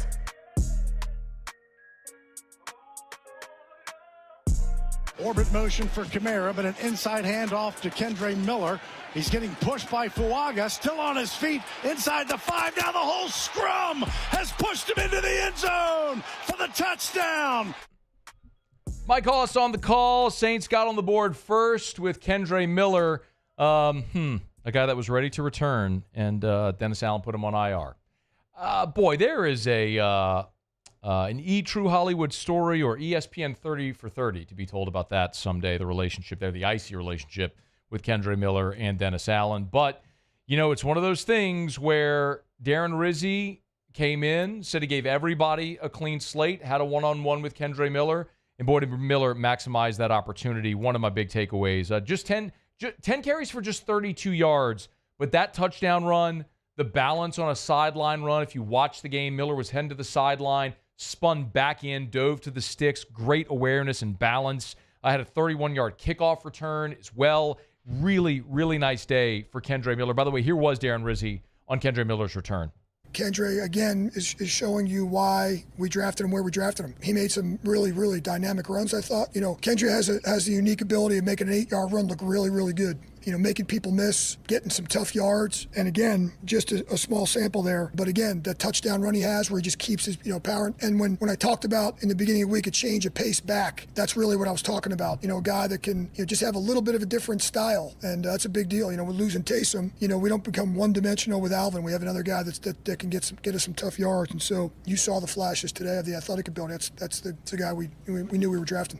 Saints won 14-11, and make no mistake, these were two bad football teams. And that was a bad football game. But somebody had to win. Like the rules literally say somebody has to win, unless if they tie. But that's pretty rare. So somebody had to win. And the Saints did. So the Saints moved to 5-8. Some of my takeaways from the game.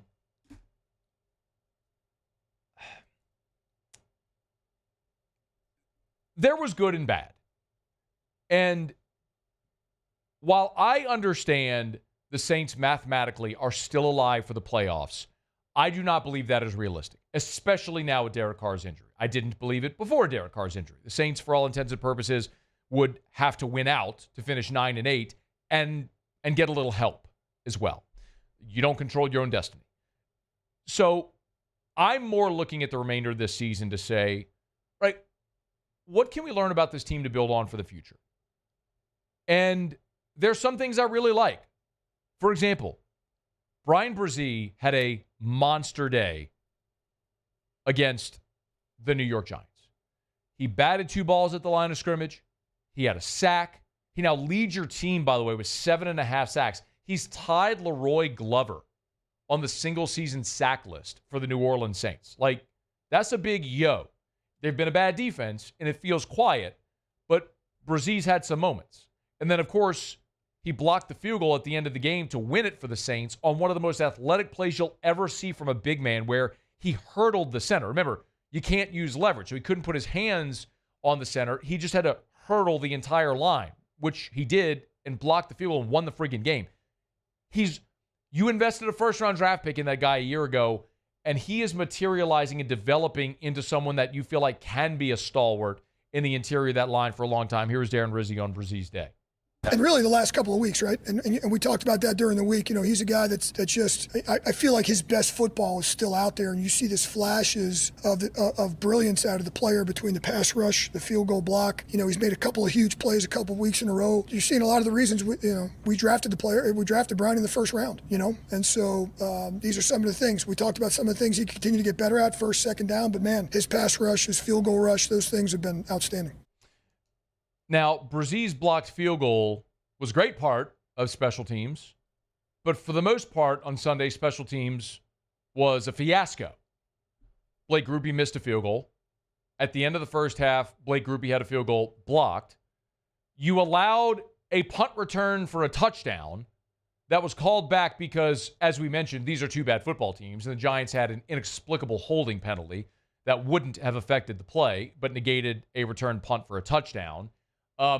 It was so egregious in every part of the execution that your interim head coach, who, as we mentioned, is also the special teams coordinator, threw his hat and undressed the rookie punter as he walked off the field all the way to the side. And it was so blatant that Alvin Kamara had to come over and separate Darren Rizzi from Matthew Hayball. God bless Matthew Hayball for that moment. But I'm not mad at Darren Rizzi at all. It's football. Go yell at your guy if you want to yell at your guy. It was a pretty unspectacular day on special teams, which was not good to see. But, again, Brzee made the play late to win it, which was fantastic. Maybe the most disappointing part of the day was the offensive line, because we've talked about the impact of injuries on this offensive line all the way back to the start of the season. First 2 weeks, you were leading the NFL in scoring. Your offense was unstoppable. We now know that happened against Carolina and Dallas, and neither of those teams are worth a flip. So, big part of why you were as good as you were. But as soon as Eric McCoy went down against the Eagles, boom, everything changed. Then Taysom went down against the Falcons, and boom, everything changed. And you scuffled. This was the first time that you had your starting offensive line back together since week 3. And, man, you just weren't good. And you were facing a Giants defensive line that didn't have Dexter Lawrence, who's the most disruptive interior player statistically in the NFL this year. Dexter Lawrence wasn't there. You had your healthy offensive line, and you averaged 2.8 yards per carry. Massively disappointing day. I think Taliesin Fuanga played the worst game of his young NFL career so far, and you had hoped for better. With 4 games to go, we'll see if all these guys can remain healthy, if they continue to play better here over the final month of the season. And, of course, the the biggest part of this was the Derek Carr injury. And I loved the effort by Derek Carr. You know, it's 4 minutes to play. You're up 14-11, so you're up 3. You got the ball. It's 2nd and 10. Carr going to the sideline, and then went airborne, landed hard, broke his hand. We now know his left hand, his non-throwing hand, suffered what appears to be a concussion as he's in the protocol right now. I love the effort. I don't love that he went airborne on 2nd and 10. You're right at the sticks. Go out of bounds or stay in, let the clock run. I guess the clock would run anyway because it's 4 minutes to go. And you got 2 downs to get a yard. Derek Carr gives you your best opportunity to win games. I don't think you're going to win many games the rest of the way anyway, but that's certainly a disappointing part. Listen, there were other things. Our guy Ross Jackson over at LouisianaSports.net every week does a numbers to know piece where he gives you some impressive stats and numbers from the game. Like, Pro Football Focus credited the Saints with 1 missed tackle. 1 missed tackle. Remember how much of a bugaboo that was during that 3-game losing streak. Or the 7-game losing streak, but without Derek Carr. The Broncos, the double-digit missed tackles. The Chiefs, it was atrocious. 1 missed tackle on Sunday. There were some incredible parts of this as well. Chase Young had 10 quarterback pressures against the Giants. 10. That tied a career high. I thought Alontae Taylor played a really good game. The numbers bore it out. Allowed just 2 catches on 6 targets. Forced a 58.3 passer rating when he was targeted. Alontae Taylor had a beautiful breakup on a play on the sideline where it looked like Malik Neighbors was going to make the catch. Taylor fought him to the ground, pulled the ball out. There are some really nice things to like individually that, as you look forward for this team, are encouraging. Brzee, I mentioned Alontae Taylor, Kendre Miller. These are going to be the building blocks for the Saints moving forward. As you continue to draft, as you continue to hit free agency, to rebuild this roster into what we all hope can be a contender. So you want to see these young players continue to play well, and a lot of them did. The terrible part is you couldn't finish the game. I mean, you're up 14-3 in the fourth quarter. You allow a bomb to Malik Neighbors, a short yardage touchdown, the 2-point conversion off a deflection, and just like that, you're in a dogfight, even after you got the interception from DeMario Davis, which looked like it was going to end it. Darren Rizzi said, look, I mean, the way that game ended, it should have never gone that way. We've got to do a better job of finishing games. We get the ball back there at the end. We don't get a first down. You know, we come up on 3rd and short. We don't get the first. We got a punt, and we gave it back to them. You get the ball back, and I think we had 2 situations today where we got the ball back with a chance to kind of end the game, and we didn't do that. So that's where we got to be better. But our defense clearly in the first half was much better than our offense and special teams, and held them to 3 points, and that's why we were, in good position. So defense is good against a very bad Giants team. The challenge increases exponentially with Washington coming to the Superdome this week. We'll see how they fare. All right, it's After Further Review. We're brought to you by Lee Michaels Fine Jewelry, lmfj.com, lmfj.com. Expert selected holiday gifts. Gents, if you're not sure what to buy her, easy. Go to Lee Michaels Fine Jewelry. Hit the Expert Holiday Gifts tab right there on the homepage.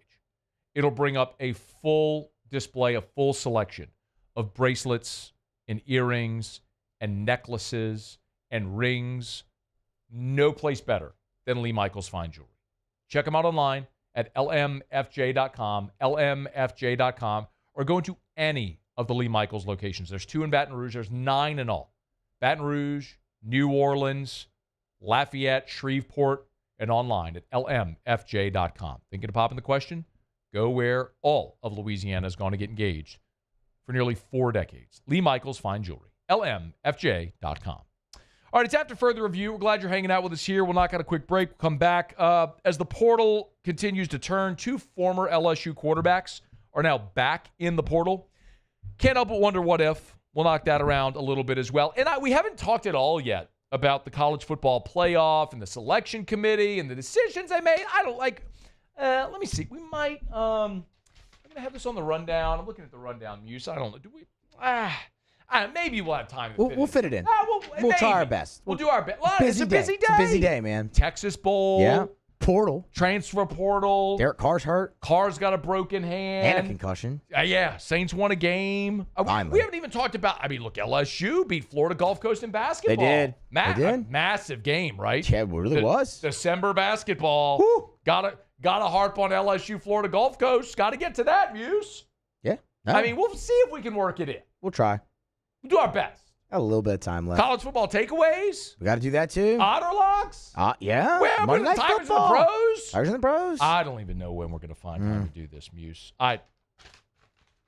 Everybody saw the selection show anyway. We all know what happened. It was right there at 11 a.m. Central, man. Maybe we'll get to it. We'll see. All right, stick around. After further review. AFR is brought to you by Darren James and Associates, brokered by LPT Realty, buying or selling commercial or residential. Think real estate, think Darren James. Remember, Darren's going to sell your home guaranteed. So easy, y'all. I literally just opened up Darren's Facebook. First thing that popped up, this beautiful home in Prairieville on Christina Avenue, $494,900. Price reduced. Just now, look at that gorgeous 2-story home. Beautiful curb appeal. Little courtyard in the front. Go check it out right now at agent225.com. Agent225.com. Let me ask you a question. How many realtors do you know that run daily ads marketing their listing? Your home. Only one I know of is Darren James. You need to sell your home? You need the best. You need Darren James. 335-7666, 335-7666, or agent225.com. Think real estate, think Darren James.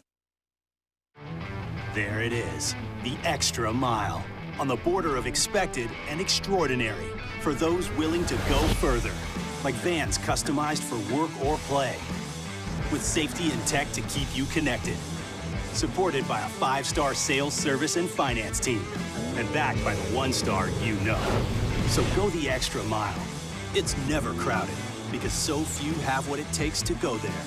Mercedes-Benz Vans.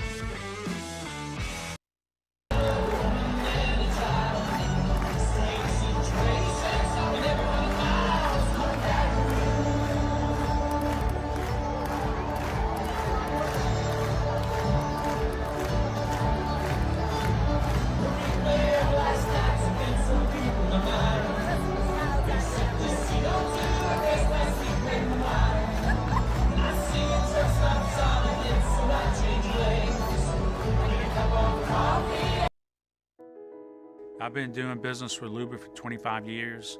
They're dependable, trustworthy. It's just the attention to detail with our clients. Our folks have years and years of experience. They're highly trained professionals. But many companies have that asset. What I'd like to think makes Luba a bit different is that we use those talents in a way that truly is dedicated to serving the needs of the folks who depend on us.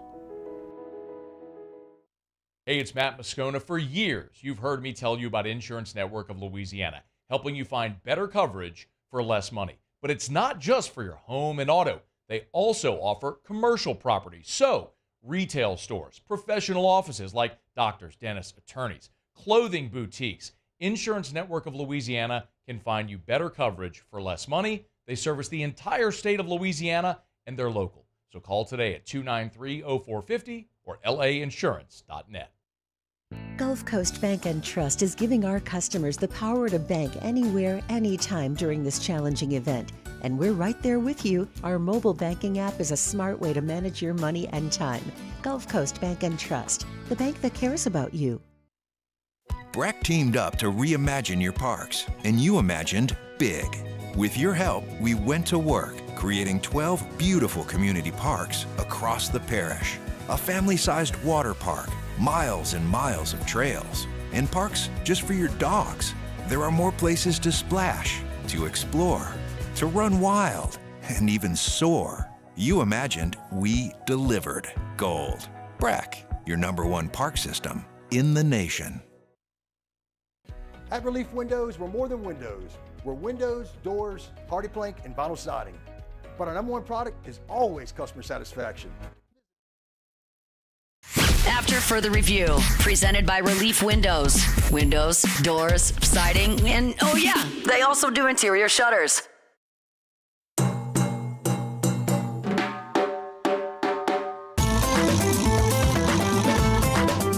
Horn will sound, and this one's in the books. Your LSU Fighting Tigers moved to 8-1 on the season. With a dominating win, not quite told by the 9-point victory today, but they get the win nonetheless, 80-71 over Florida Gulf Coast. Was really pleased with our start to the game. Thought our guys prepared well, came out really locked in. The ball moved well offensively in the first half. The guys shot the ball exceptionally well from three. I was really pleased with our front court production. Damian Collins in his first career start goes 18 points, 5 rebounds, 3 blocks. Thought he provided great rim protection for us. Corey, double-double, 12 and 12. But I thought defensively he was able to be really active for us there, get some steals, get us out in transition. That led to some easy baskets. And then I think perimeter-wise continue to be pretty consistent there. Matt McMahon, after LSU beat Florida Gulf Coast 80-71 on Sunday at the Maravich Center. I'm going to make this short and sweet because I'm going to guess a couple things here. It's December the 9th. The transfer portal just opened. On Sunday, this game was up against the Saints in the second half, but really just an NFL football, and there was tons of reaction to the college football playoff. I'm going to guess most of you were not locked into LSU Florida Gulf Coast at the Maravich Center on Sunday, December the 8th. So let's make this short and sweet. Jalen Reed, LSU 6'10 junior, tore his ACL against Florida State last time out. What were the Tigers going to do in the front court? That was going to be a giant question. You heard Matt McMahon say it. Damian Collins, the Kentucky transfer, former top 100 overall prospect, got the start, scored 18 points. Great rim protector so far, showed you the offensive ability on Sunday. Also, Corey Chest, who, if you have not watched this team yet, when you do, it will be impossible to miss. Redshirt freshman from New Orleans. He is a wrecking ball. Athletic, incredible hops. He plays bigger than his frame. I think he's 6'8". He was awesome. Double-double, 12 and 12. Those two guys are going to be a crucial part of this. At the end of the game, Noah Boyd got in.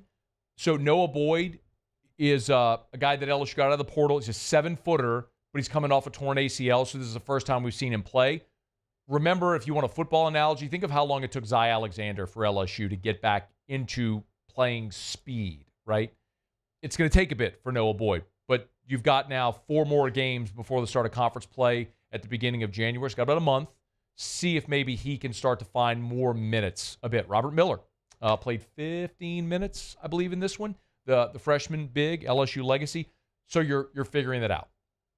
Your front court, veteran guards, very good. We've talked plenty about Victorious Miller, who's a freshman that's a future NBA player and is going to be exceptional and a lot of fun. So Tigers get a win.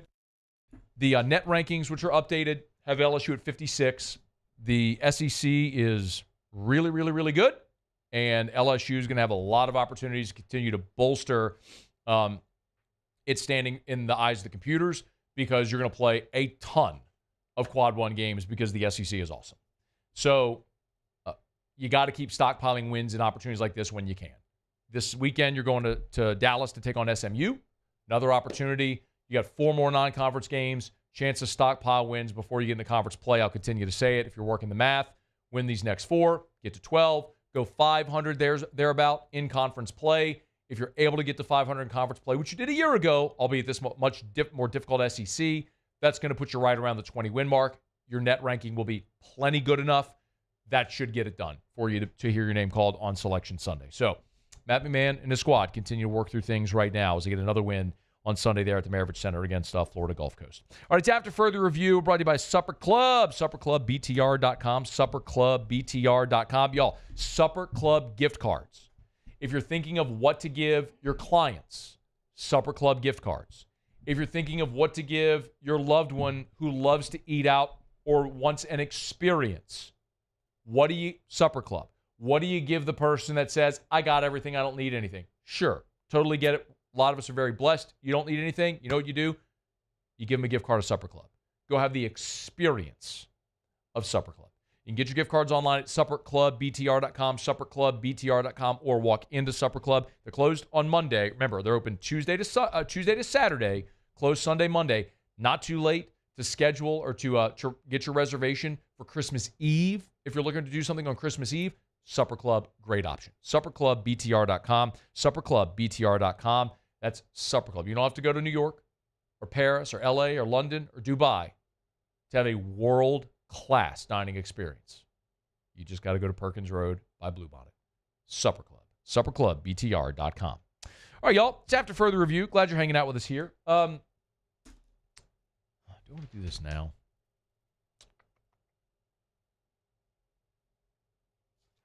Yeah, I can do it quickly. I'm a little short on time.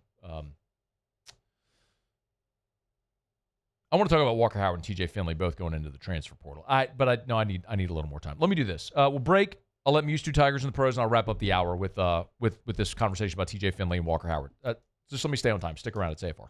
AFR. Get Gordon and get it done. Gordon McKernan Injury Attorneys. You've been in an accident. It's not your fault.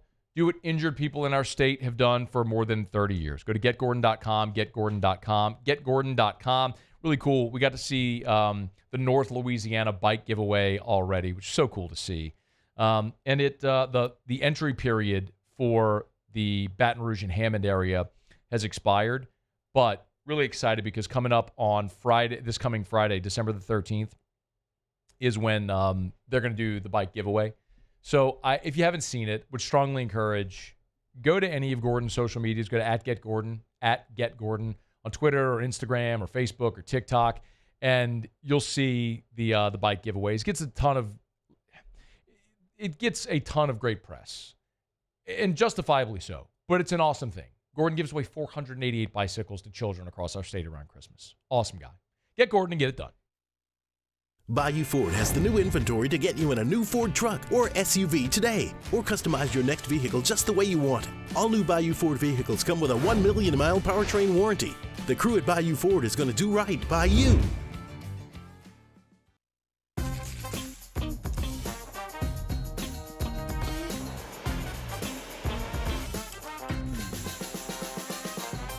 The best kept secret in town is out. Discover Tallulah at the Renaissance Hotel on Bluebonnet. I've been doing business with Luba for 25 years. They're dependable, trustworthy. It's just the attention to detail with our clients. Our folks have years and years of experience. They're highly trained professionals. But many companies have that asset. What I'd like to think makes Luba a bit different is that we use those talents in a way that truly is dedicated to serving the needs of the folks who depend on us.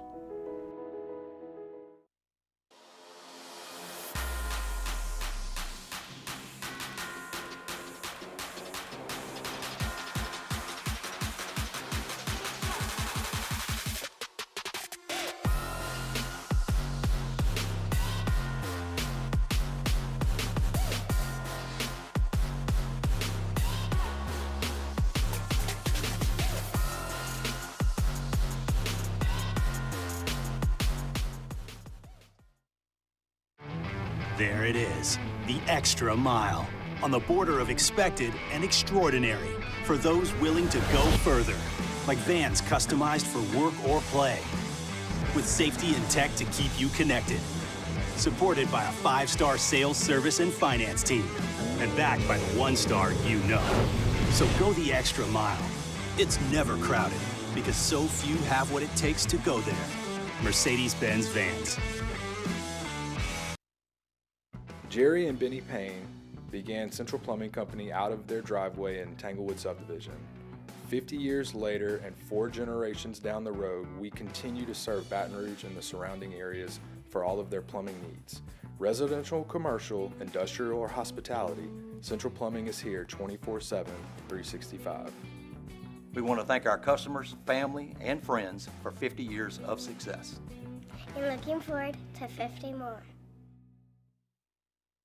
Dylan Cruz here to tell you about Six Rings Baseball and Softball Camp. If you live on the North Shore and play ball, go to Six Rings Camps with former LSU assistant coach Dan Canaveri. His knowledge is second to none, and your child will improve and have fun doing it. Camps were held at Coquille Park and Six Rings Academy in Covington with 4 sessions over the summer. Full day and morning only sessions are available from ages 7 to 13. Go to sixringsbaseball.com.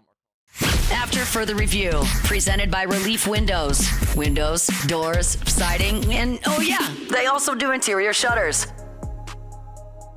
All right, wrapping up hour number 2. I don't know, Muse. Maybe we can carve out some time after SportsCenter to talk about what the playoff committee did. Maybe. I mean, be tight.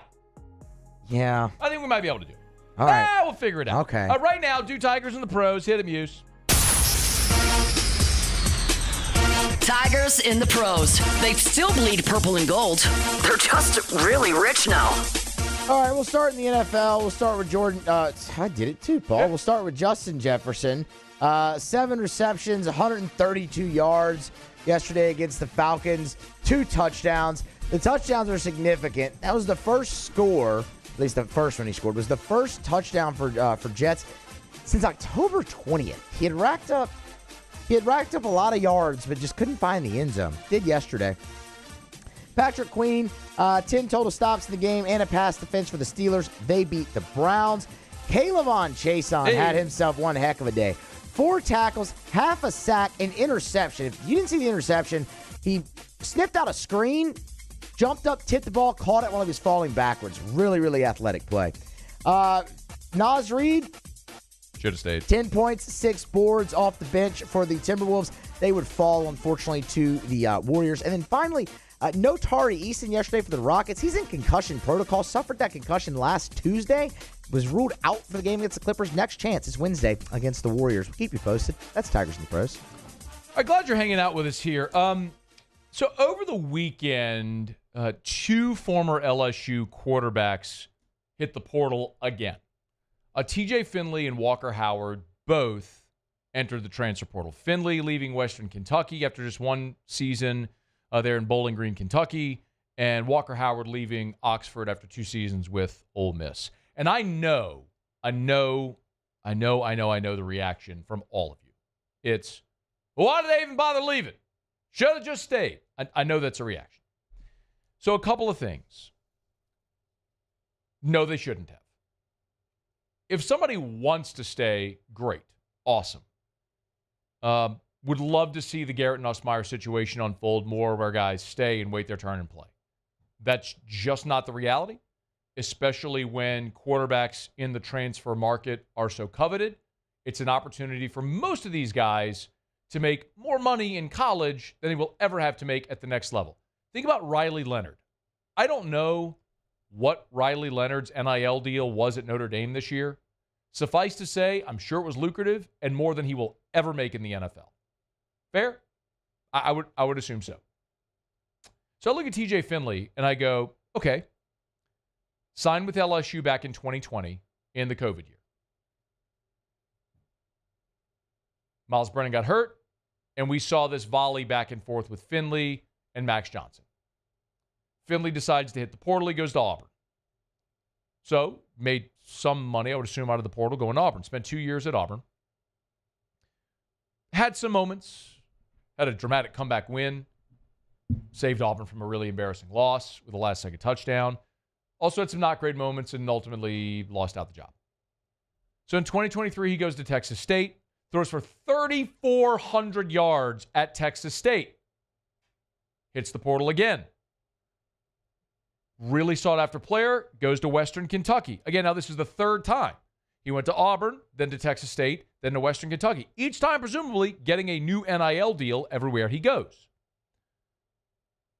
He was the starter at Western Kentucky in the 3rd game of the season, was injured, was lost for a long stretch of the season. When he came back, the guy who took over for him remained the starter the remainder of the season. So now Finley's back in the portal looking for a 5th school in 6 years. And I don't blame him one iota, because I think there's actually a degree of realism associated with that, where TJ Finley can look and say, you know what? Probably not going to get drafted. Not going to have a guaranteed contract in the NFL. quarterbacks have more, as a sixth-year player who's thrown for over 6,100 yards in college, who's played at 2 SEC schools, there's more value in the quarterback transfer market for TJ Finley than there is in the NFL right now.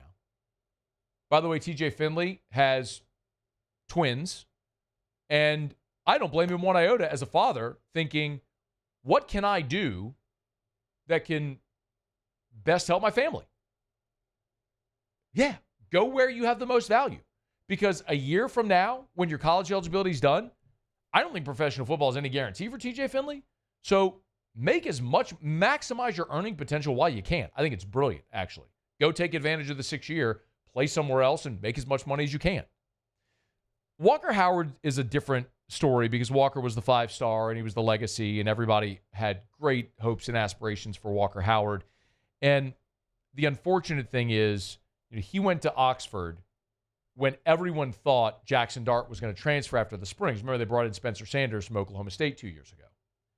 Well, everybody stayed. Dart won the job. Sanders was out of eligibility. Howard was the backup. Dart came back for another season, and the freshman there in Oxford ended up beating Walker out for the backup job this year, so now he's back on the market again. But to the, Walker should have stayed crowd, remember, there was no chance after the 2022 season that Jaden Daniels, Garrett Nussmeier, and Walker Howard were all staying. Daniels was thinking about the draft. Nuss was thinking about transferring. Same with Walker. If Jaden had gone to the draft, I think Nuss and Walker Howard both come back. Jaden comes back. Well, Nuss or Walker were leaving. Nuss played a lot in the bowl game. He decided to stay. They convinced him to stay, so Walker left. You weren't getting all three of those guys to stay. So the question is really, what if Nuss had left and Walker had stayed? Jaden plays 2023. Well, then you would have had the first year of Walker Howard this year. Which would you have rather? Redshirt sophomore Walker Howard or redshirt junior fourth-year player Garrett Nussmeier? That's really what you would have been deciding between in those two scenarios. And it's hard to say right now, but it kind of feels like LSU made the right decision. Jaden won a Heisman, and Garrett Nussmeier will have had the second greatest passing season in the history of LSU football. There's no certainties in the portal, of course, but a couple of former Tigers now on the move again. All right, SportsCenter. Maybe we'll talk about the committee playoff thing next. Safe. AFR. Brought to you by Parish Construction and Roofing, parishbuilt.com, parishbuilt.com. Do business with someone you know. That's me. That's Terrio. By the way, shout out. Mr. The Ride had a birthday on Saturday. Richard Tilley, Joe Morales, Trent Davis, our great staff and crew were local. Listen, all this rain the past couple of days, if you've had water intrusion, give us a shout. We'd love to help. We'd love to help you out. We'd love to be able to help you get that roof replaced beautifully, as least intrusive as we can possibly be. It's Parish Construction and Roofing. By the way, when I say Parish Construction and Roofing, remember the construction part. One of the things we've done is built our level of services to where everything under the roof we can help with. If you have water intrusion and need remediation, we can help. If you need new decking or new insulation, if you have mold, we can help with all that. Electrical issues, we have all that in-house. So you can deal with one contractor. That's us, Parish Construction and Roofing, servicing all of Louisiana. Go to parishbuilt.com, parishbuilt.com. Bayou Chrysler Dodge Jeep Ram can get you in a new 2025 Ram 1500 truck with $15,000 off MSRP. $15,000 off the newly designed Ram 1500 truck. All new Bayou Automotive vehicles come with a complimentary 7-year powertrain warranty. The crew at Bayou Automotive is going to do right by you.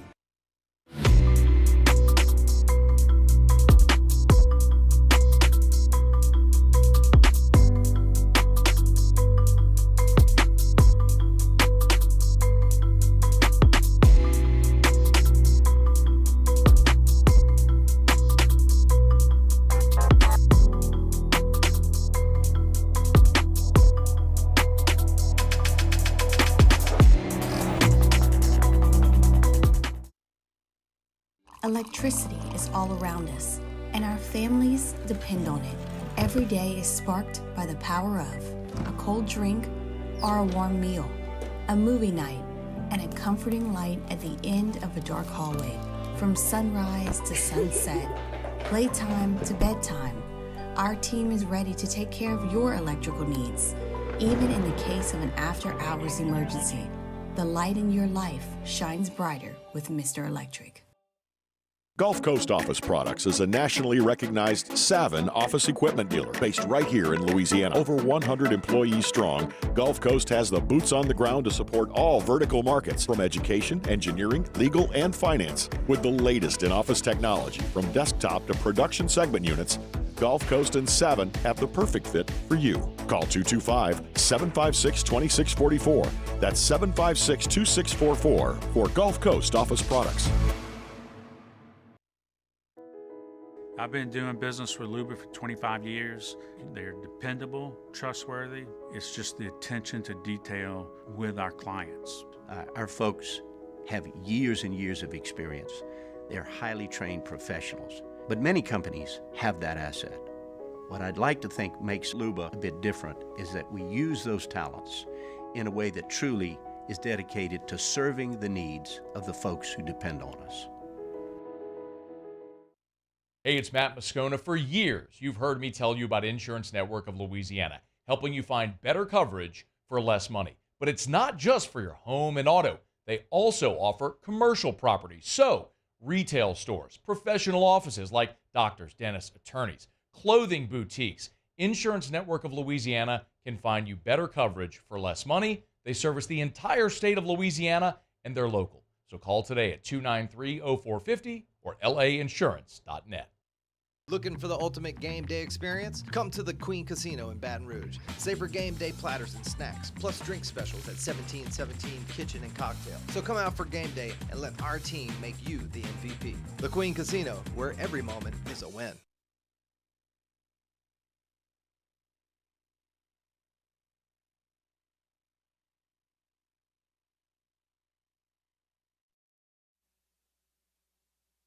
This is SportsCenter.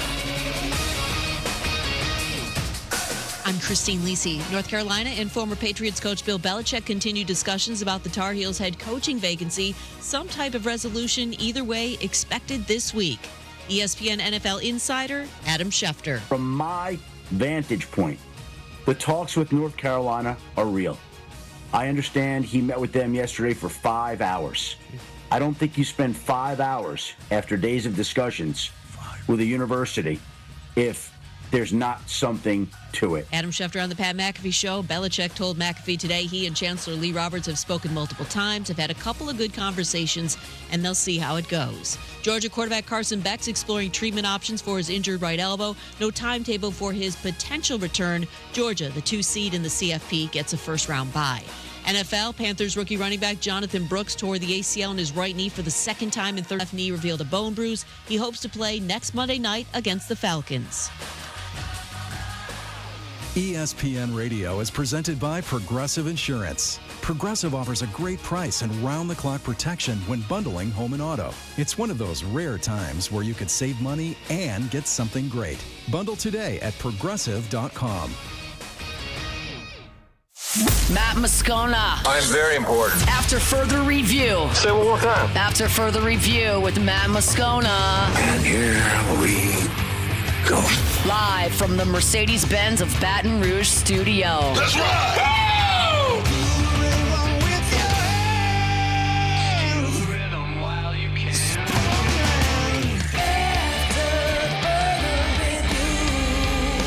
Hour 3 off we go. Welcome aboard. Glad you're with us, AFR. Presented by Relief Windows. I'm Matt. This is Shaq O'Neal, and I hate Matt. Paul O'Neal. They're chanting Paul O'Neal's name. May you so. And Mr. Toby Tomplay.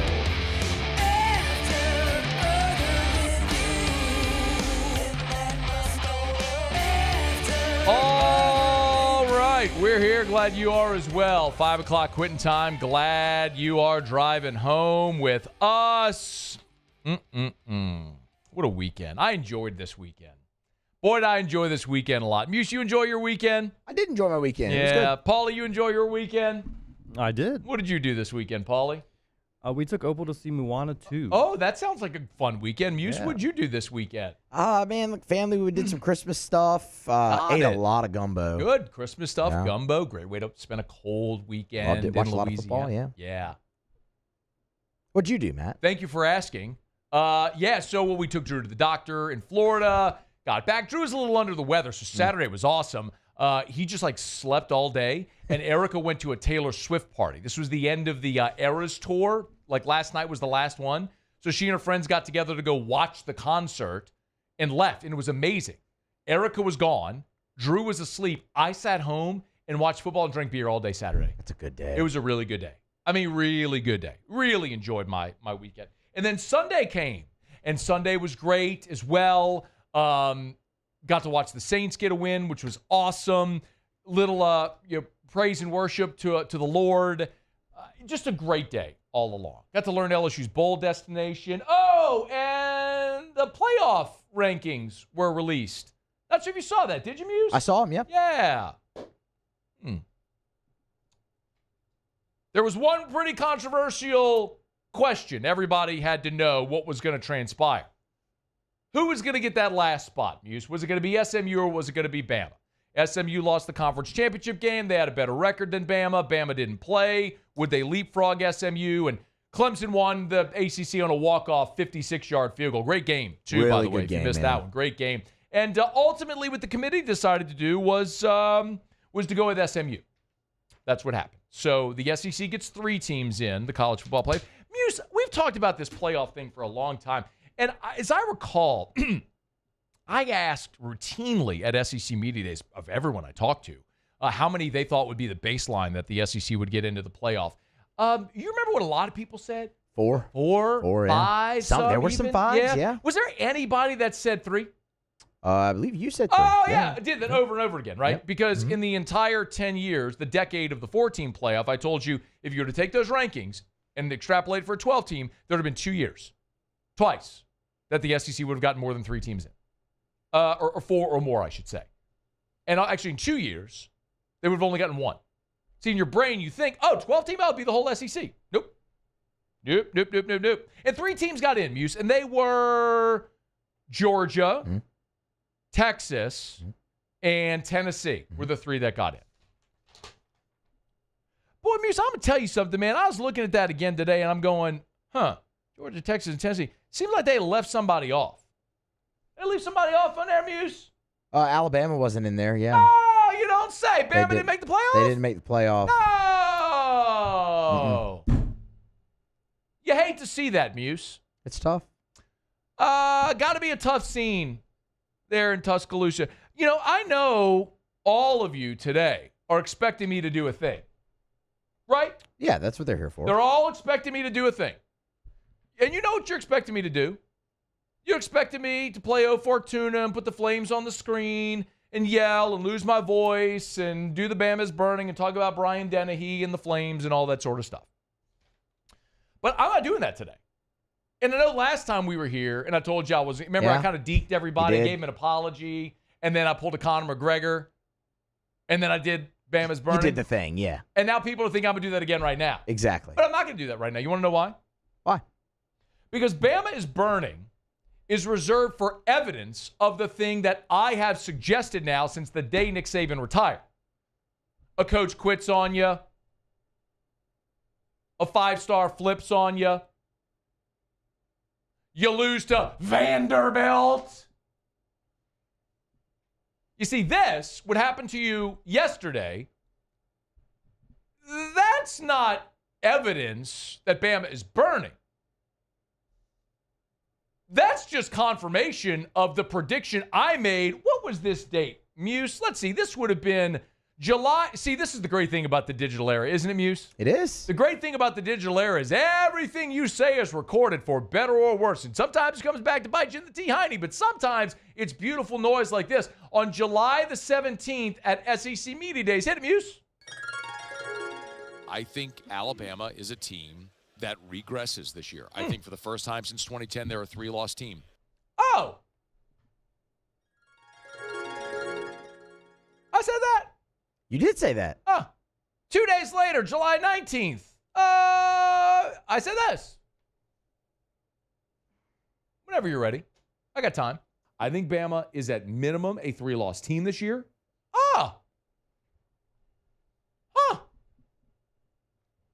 There's a lot mixed in there, too, where I said they missed the playoff. But you search through months of radio, audio, and try to find it. So basically all that happened, Muse, is exactly what I said was going to happen. They were going to go 9-3 and miss the playoff. This shouldn't come as any great surprise to anybody. But the reaction's a lot of fun, isn't it? How are the Tide taking the news? Not good. You see Greg Byrne? Oh, God. Did you see the Alabama athletic director go onto Twitter? Alabama's athletic director goes onto Twitter and tries to say, we really need to rethink whether or not we're going to schedule out of conference strength. They hit him with community notes. They did. You see, Greg, if you're considering the part of your schedule that you actually control, the disappointing part is that SMU had a stronger non-conference schedule than you did, you loser. Oh, hit me with that, Muse. This is the emotional part. Get you right in the feels. The cockles of your heart. The subcockles of your heart. Subcockles. And the subcockles. That's where they get you. Some dork went on TAD 100.9 FM.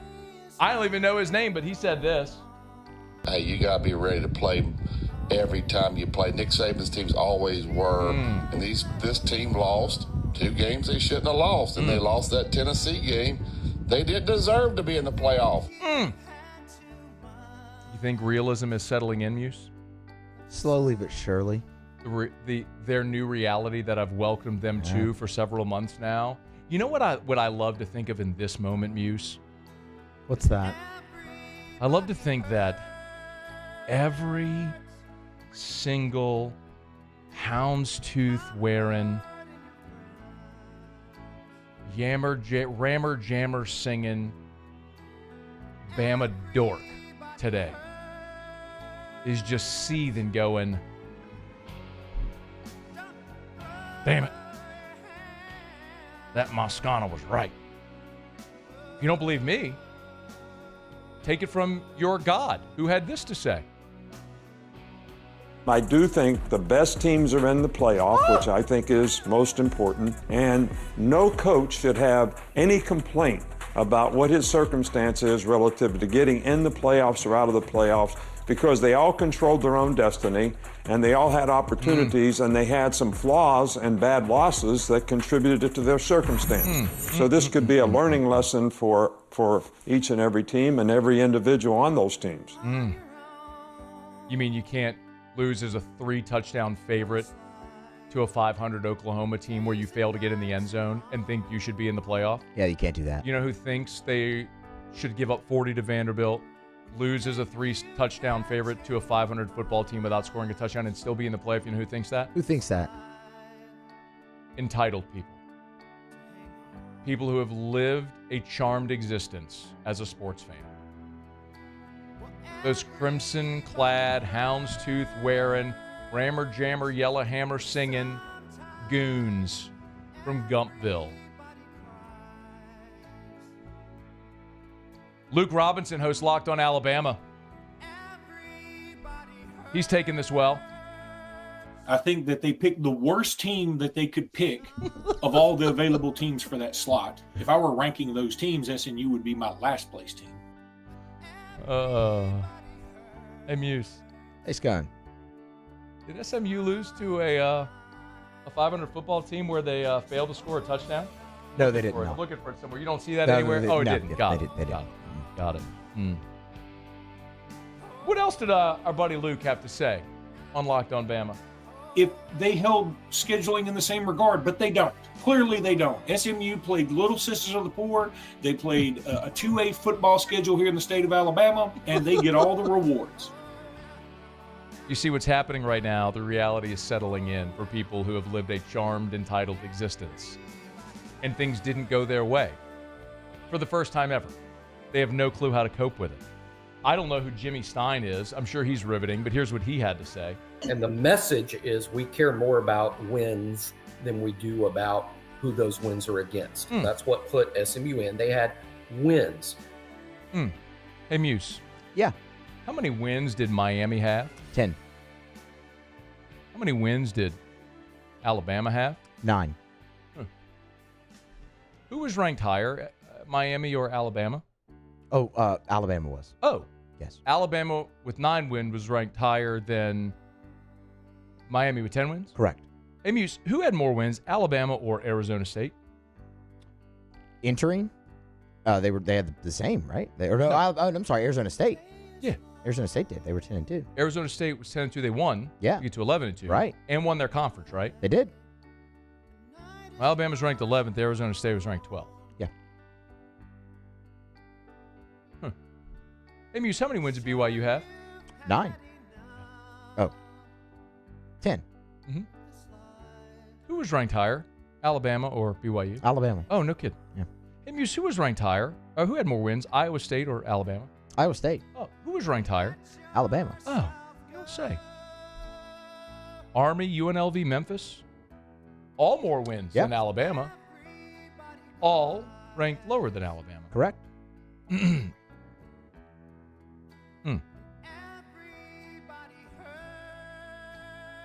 Hey, Muse, I went to Twitter and had some fun after the announcement, right? Did you? I did. 11:58 a.m. I'm sure Kalen DeBose will look great in that Citrus Bowl dry fit shirt on the sideline in Orlando. Not the dry fit. They hate the dry fit so much, man.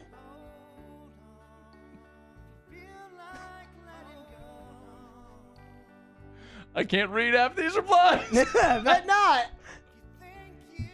Oh.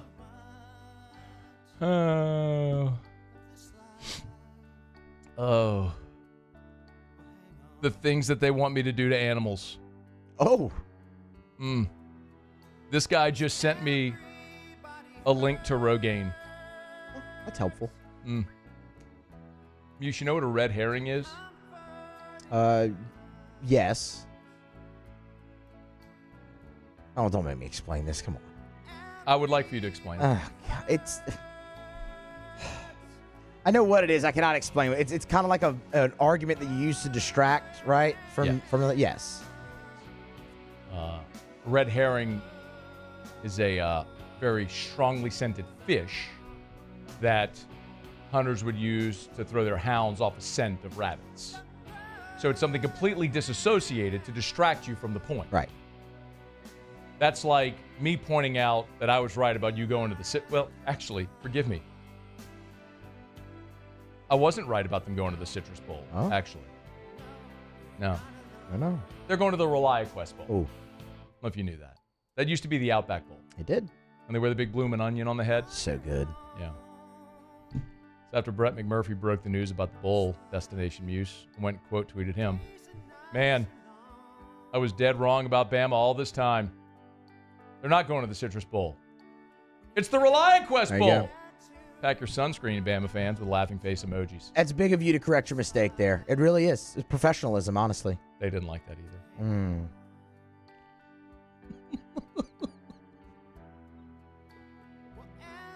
Imagine losing by 29 at home to a team played in the ReliaQuest Bowl. This team still ripped LSU a new one. Enjoy the L.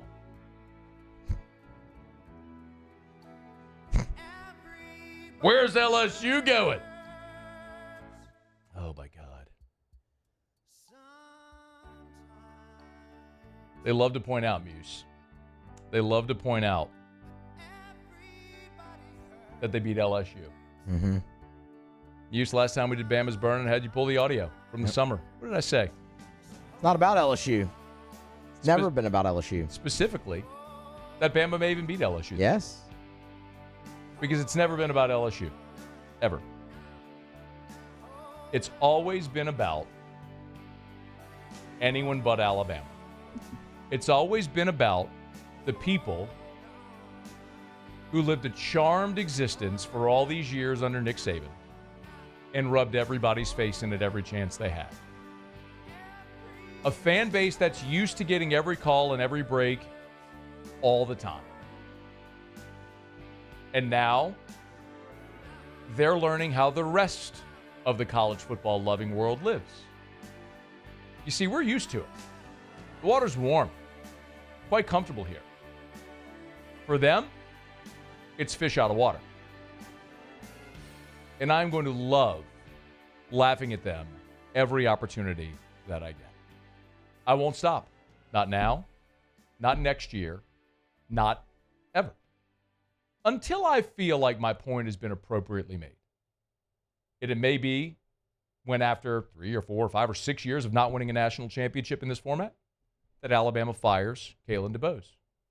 And then I'll laugh at him again. And maybe I'll move on. Maybe.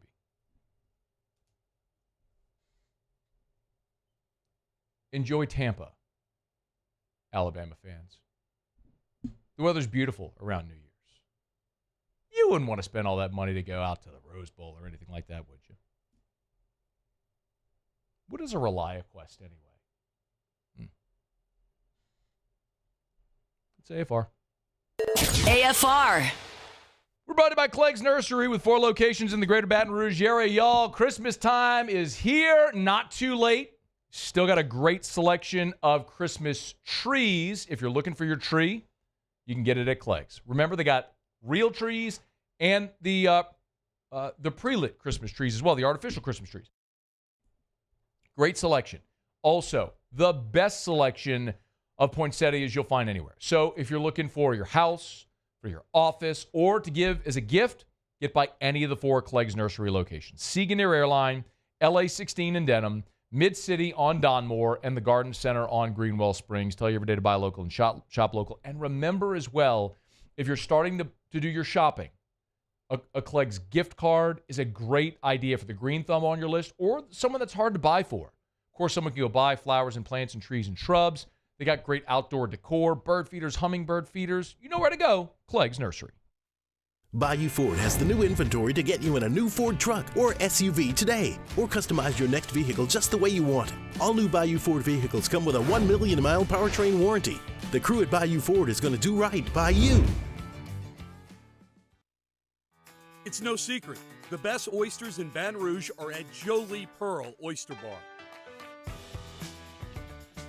Enjoy mouth-watering South Louisiana flavor and oysters from all over the country. And don't forget our nightly drink specials.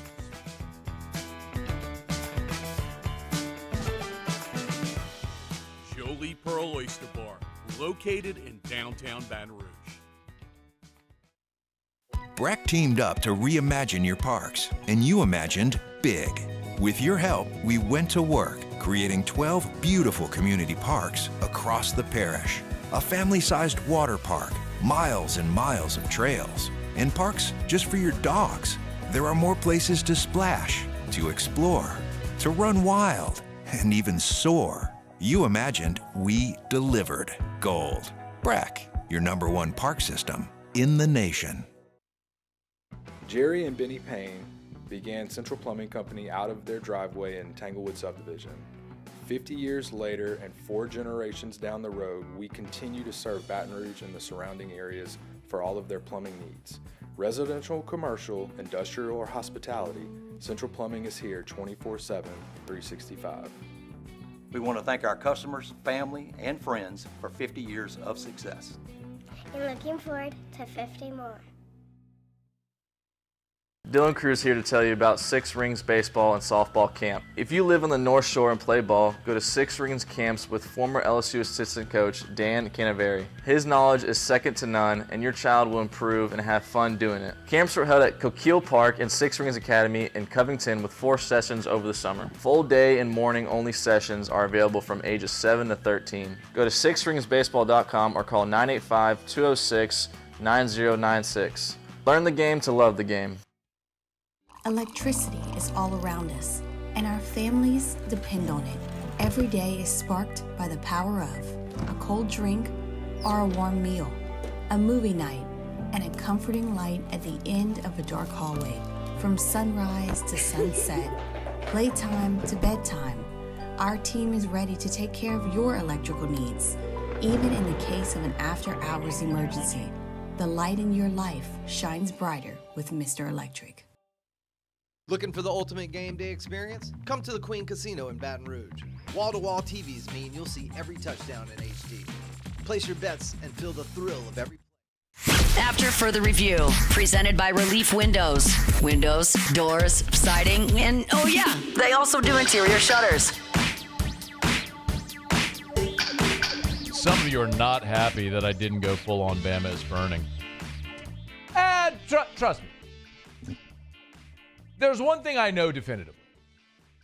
I'm going to have plenty more opportunities. All right.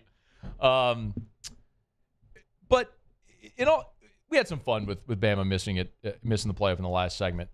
But I do want to talk about that decision, why I think it was the right one. Now, I understand that anybody listening to me discuss anything related to Alabama will very likely not consider me as having a shred of objectivity. And I understand that. I have spent a year laughing at them, Flames, O Fortuna. I wore a smoking jacket and lit a cigar in studio. I wore a Grim Reaper costume. I had shirts printed with the score of the Vanderbilt game. Okay? I get it. If you don't believe what I say or take what I say as objective, okay, that's I totally get that. I respect that. But I do believe that the committee did the right thing in putting SMU in.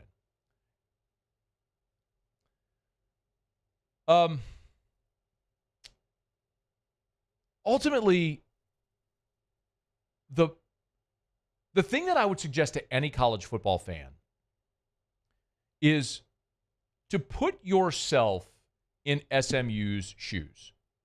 Let me give you something not related to Alabama.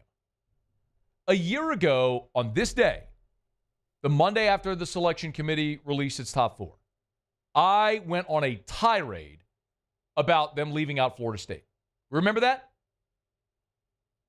Because you had a 13-0 undefeated conference champion that got left out. Sports is supposed to be a true meritocracy. We play games, we have a winner. That's the great thing about sports. It doesn't matter what you think or what I think or a bunch of blowhard goofballs in a hotel ballroom in suburban Dallas thinks. We play games, and the games should stand up. And that's true in every sport except the sport you and I love. Going back to the beginning of time, go back to the ancient Greeks, the original Olympians, wrestling naked. College football is I said it a million times, college football is the only sport in the history of mankind where you can win every game you play and not even have a chance to play for a championship because someone doesn't think you're good enough. It's stupid. It's counterintuitive. It is against everything that makes sports great. I think the Soviets in 1980 were a better hockey team than the ragtag collegiate U.S. team. They played a game, the U.S. won. I think the 2007 New England Patriots are a better football team than the 2007 Giants. They played in the Super Bowl. The Giants won. They get the trophy. Doesn't matter what you and I think. I think Alabama's probably a better team than Oklahoma this year. They played a game. Oklahoma beat the crap out of Alabama. Sorry, you played a game. The results have to matter. You don't get a mulligan when you lose. That's why you play games. To quote the great Herm Edwards, you play to win the game. When you lose, there are consequences. You know the old saying, but by the grace of God, there go I? If you're a college football fan, you have to look at SMU. You have to look at Florida State last year and think, what if that were me? Let me ask you, LSU fan. You go 11-1. You play in the conference championship game and lose, and the committee leaves you out. You good with that? Shoot. You know the answer. And now I know what you're going to say. Oh, Matt, they'd never leave out an 11-1 SEC championship game participant that lost. They did it a year ago. Georgia, the two-time defending national champion, was undefeated. 12-0. Go to the SEC championship game, lose to Alabama, out. Oh, but Matt, that was a 14 play. Oh, I got all your excuses. Fine. Let's say LSU loses the opener at Clemson next year. They're pretty good at losing openers. Then let's say LSU goes 6-2 in the conference. They finish 9-3 overall. They're in the playoff. They're in the top 12 rankings going to the SEC championship game. They lose the SEC championship game. Should they be out? Is that maybe a more plausible scenario for you to digest? Because I could see that happening. By the way, that almost happened to LSU this year. If LSU didn't choke on their spit in Gainesville, they would have been playing in the SEC championship game. And that exact scenario I just laid out for you could have unfolded. Could have. It's why you got to stand up in situations like this and be counted. I don't know what would happen with SMU and Alabama. A lot of y'all think it would be a whitewashing. Let me tell you something. I've sat here and told you, Alabama ain't good. You see the crimson jerseys. You see the numbers on the helmet. They play Yay Alabama. The guy in the stupid elephant costume comes out. They're not good. I watched Vanderbilt control the ball for 42 minutes against Alabama and put up 40. I watched a crappy Oklahoma team run roughshod over. I saw a crappy Oklahoma team throw for 68 yards and beat Alabama by 3 scores. I saw Kalen DeBoer pee down his leg with stupidity at the end of the first half of that South Carolina game.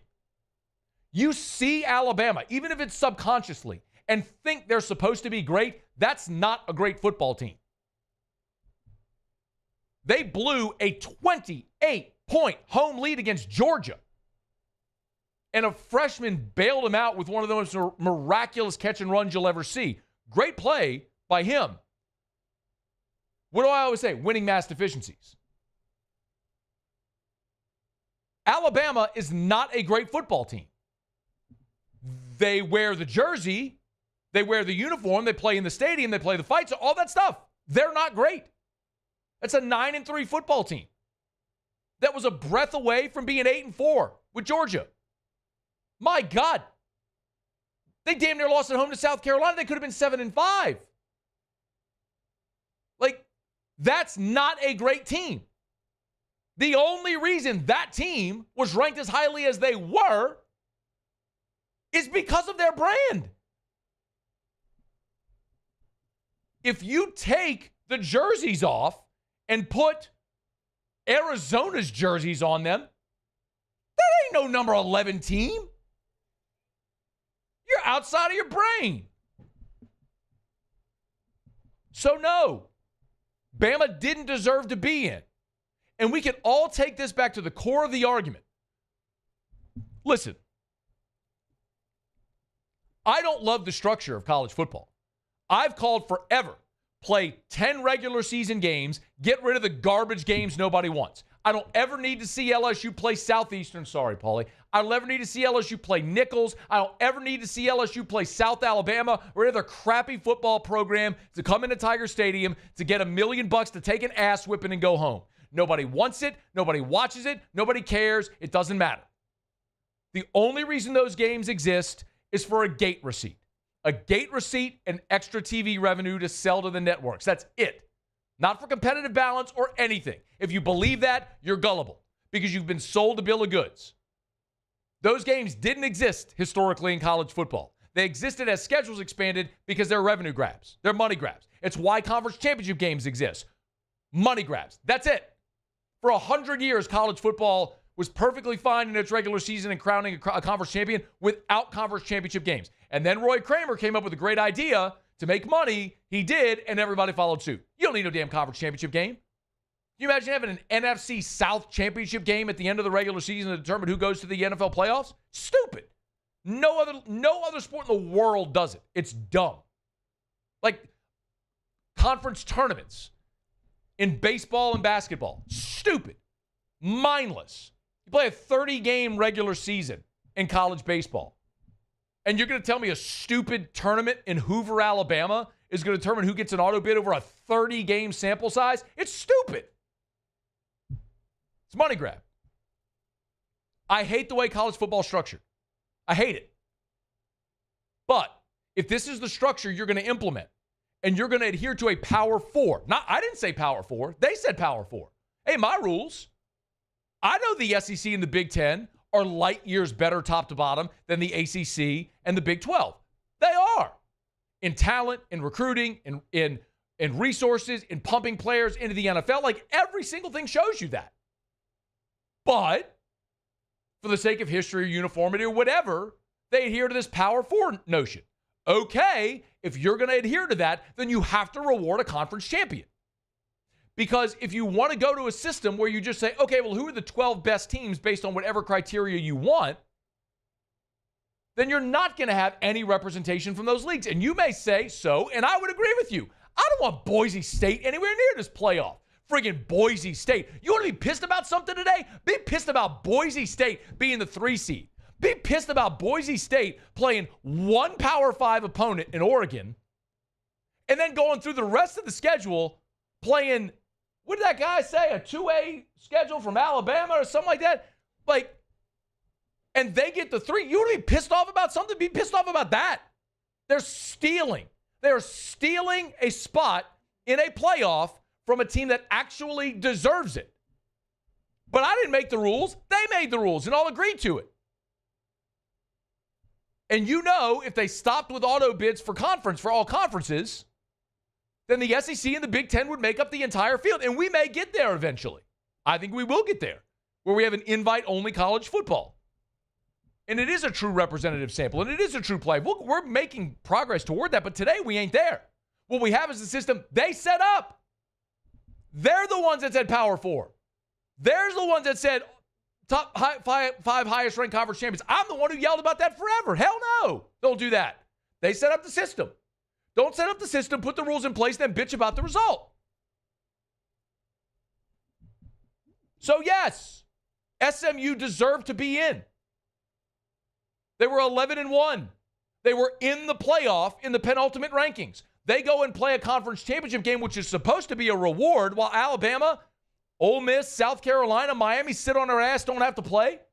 And they go play Clemson, have a dogfight, come back, beautiful fourth quarter, lose on a 56-yard walk-off bomb. What a moment for that kid from Clemson. And they're supposed to be penalized for playing that game? No. It's the system you set up, not me. I didn't set up this system. But if that's what it's going to be, and one team gets to sit their ass at home and not play, then the game played can only be a reward. It can't be a punishment. If SMU was in before that game, you're damn right they're in after it regardless. They could have lost 100-0. They should still be in. Because they could have said, we're not playing that game. We're already in. Tap out. We'll go home. We're not going to play. So yes, putting in SMU was the right thing to do. Because you play games on the field and the results have to matter. Hey, Alabama, you want to be in the playoff? Don't lose to Oklahoma, dorks. Hey, Lane Kiffin, you're bitching. I got an idea. Don't lose on your home field to sorry-ass Kentucky, who went 1-7 in the league. Their one conference win was at your house. Show up. Hey, South Carolina, you want a leg to stand on? Don't lose to Ole Miss and Alabama and then bitch about being behind them. They played a game. You lost to them. Over. Results on the field got to matter. That will always, always, always, always be at the core of what I say and what I believe. I don't care what you think. You shouldn't care what I think. And I sure as hell don't care what a bunch of blowhard, self-important losers in a hotel ballroom in suburban Dallas think. Play games on the field. Let the results stand on their own. One day, the sport we all love will get there. We're getting closer. From a time where a friggin' president anointed Texas a national champion. Overweight freaking sports writers who cover one team voting in a poll to gift somebody a national championship. Alabama claiming championships with 5 lost football teams because they can. UCF claims a national championship. But then we got to 2, and then we got to 4, and now we're at 12. We're getting closer. We ain't there yet. We're not there yet, but we're getting closer. The results on the field have to matter. If they don't, then why are you playing football games? And if you don't believe that, let your school be the one that gets screwed, and then come talk to me. It's AFR. AFR. DuplessisBuilders.net, DuplessisBuilders.net. Check out our friends over at DuplessisBuilders.net. That's the website for Duplessis Builders. Derek Duplessis, his team, God, they do an awesome job. Beautiful work, and they are local. Duplessis Builders, you want that backyard paradise? They do it better than anyone else. Go to DuplessisBuilders.net to learn more. If it's pools, outdoor kitchens, saunas, spas, they even do putting greens. You want a beautiful putting green around your pool and your outdoor space? DuplessisBuilders.net. They can make it happen for you. Hey, go by their showroom on Airline Highway in Gonzales. If you're going south on Airline out of Baton Rouge, go into Gonzales. It's on the right next to the brand new Rouse's. It's actually at the corner of Airline and Duplessis Lane. It's Duplessis Builders. 10-year workmanship warranty on their pools. DuplessisBuilders.net. Gulf Coast Bank and Trust is giving our customers the power to bank anywhere, anytime during this challenging event. And we're right there with you. Our mobile banking app is a smart way to manage your money and time. Gulf Coast Bank and Trust, the bank that cares about you. There it is, the extra mile, on the border of expected and extraordinary, for those willing to go further, like vans customized for work or play, with safety and tech to keep you connected, supported by a 5-star sales, service, and finance team, and backed by the 1-star you know. So go the extra mile. It's never crowded, because so few have what it takes to go there. Mercedes-Benz Vans. The Windsor Senior Living Community in Mandeville, Louisiana is a beautiful, vibrant apartment community geared toward seniors. They are nestled right in the heart of Mandeville, where seniors live a more carefree lifestyle in spacious apartments with the peace of mind that comes from having a little extra help. Call the Windsor at 985-624-8040 to schedule a lunch and tour. Come see how the Windsor can be your passport to peace of mind. Gulf Coast Office Products is a nationally recognized Savin office equipment dealer based right here in Louisiana. Over 100 employees strong, Gulf Coast has the boots on the ground to support all vertical markets from education, engineering, legal, and finance. With the latest in office technology from desktop to production segment units, Gulf Coast and Savin have the perfect fit for you. Call 225-756-2644. That's 756-2644 for Gulf Coast Office Products. I've been doing business with Luba for 25 years. They're dependable, trustworthy. It's just the attention to detail with our clients. Our folks have years and years of experience. They're highly trained professionals, but many companies have that asset.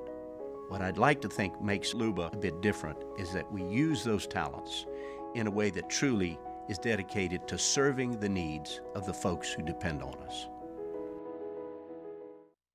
Hey, it's Matt Moscona. For years, you've heard me tell you about Insurance Network of Louisiana, helping you find better coverage for less money. But it's not just for your home and auto. They also offer commercial property. So, retail stores, professional offices like doctors, dentists, attorneys, clothing boutiques. Insurance Network of Louisiana can find you better coverage for less money. They service the entire state of Louisiana, and they're local. So call today at 293-0450 or lainsurance.net. At Atmos Energy, our Smart Choice solutions help customers save energy and emissions with rebates up to $500 off high-efficiency natural gas appliances. after further review. Presented by Relief Windows. Windows, doors, siding, and oh yeah, they also do interior shutters.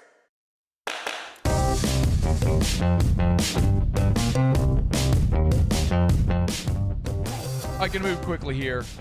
We will get to Otter Locks in just a smidge. By the way, Otter Locks live over at LouisianaSports.net. If you want Jimmy's best bets of the night, you can always get it there. Always free over at LouisianaSports.net. LouisianaSports.net. Bookmark it. Make it part of your day. There's tons of great stuff up at LouisianaSports.net right now. All your transfer portal news, the latest on Derek Carr's injury, how the Saints are moving forward. Great piece by Ross Jackson about why Spencer Rattler should be the guy to get the nod if Derek Carr is out. Some stuff from Chris Marler. Top needs in the portal for every SEC team. It's all there at LouisianaSports.net. Go check it out. By the way, today the portal did open. If maybe you're just joining us, just knocking off work, jumping in the car, just turning on YouTube, we appreciate you for being there. 3 more LSU Tigers have hit the portal today. So J.K. Johnson hit the portal. Defensive back who transferred in from Ohio State. And just a disappointing time at LSU for J.K. You know, he was a guy who maybe looked like to figure in, like he would figure in the mix a year ago, and was injured in fall camp, missed all of last season, was slow to come back this year. And while we saw him, try to get into the mix a little bit, the bottom line is he just got passed. I mean, Zy Alexander coming off of injury and Ashton Stamps were your starters. P.J. Woodland really emerged as well in that nickel spot. So we just didn't get to see an awful lot of J.K. Johnson. So he's entered the transfer portal. Demyron Johnson also hit the portal. Late last week, it was reported that Demyron Johnson was entering the portal. Wilson Alexander then offered a correction after Demyron Johnson told him he wasn't entering the portal. Well, today, Demyron Johnson entered the portal.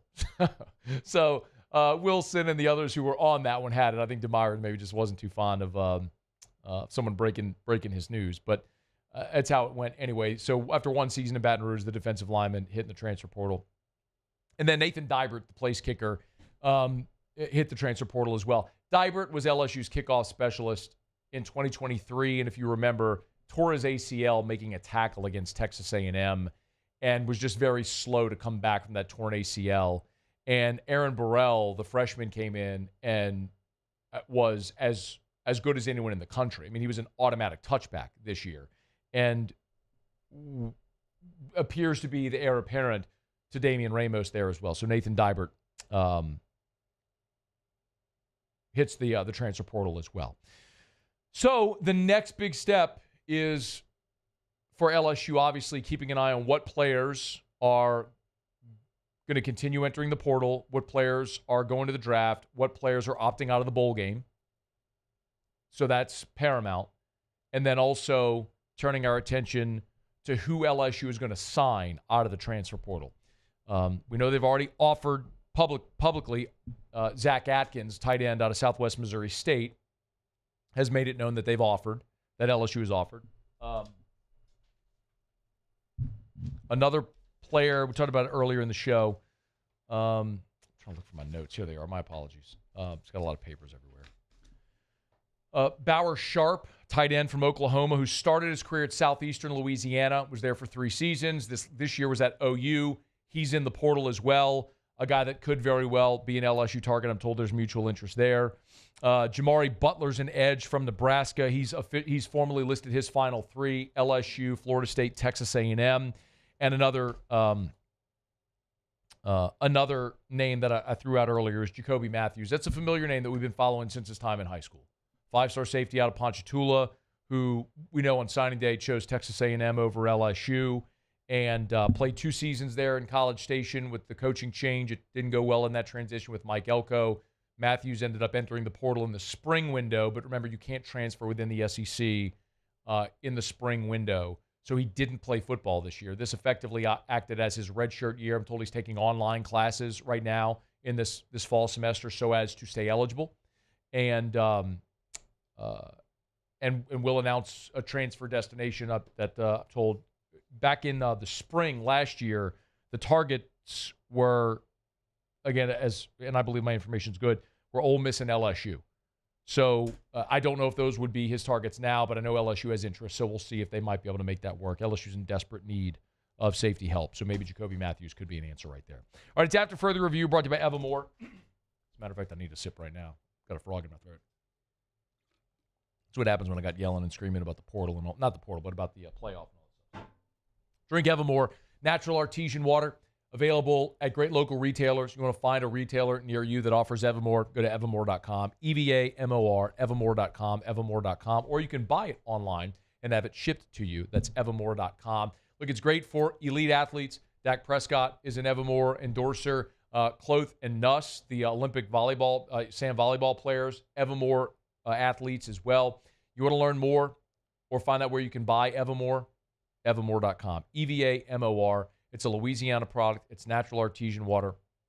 It's a healthier option for your family, for your children. Make that change in your life and experience Evermore. EVAMOR. Evermore.com. All right, y'all.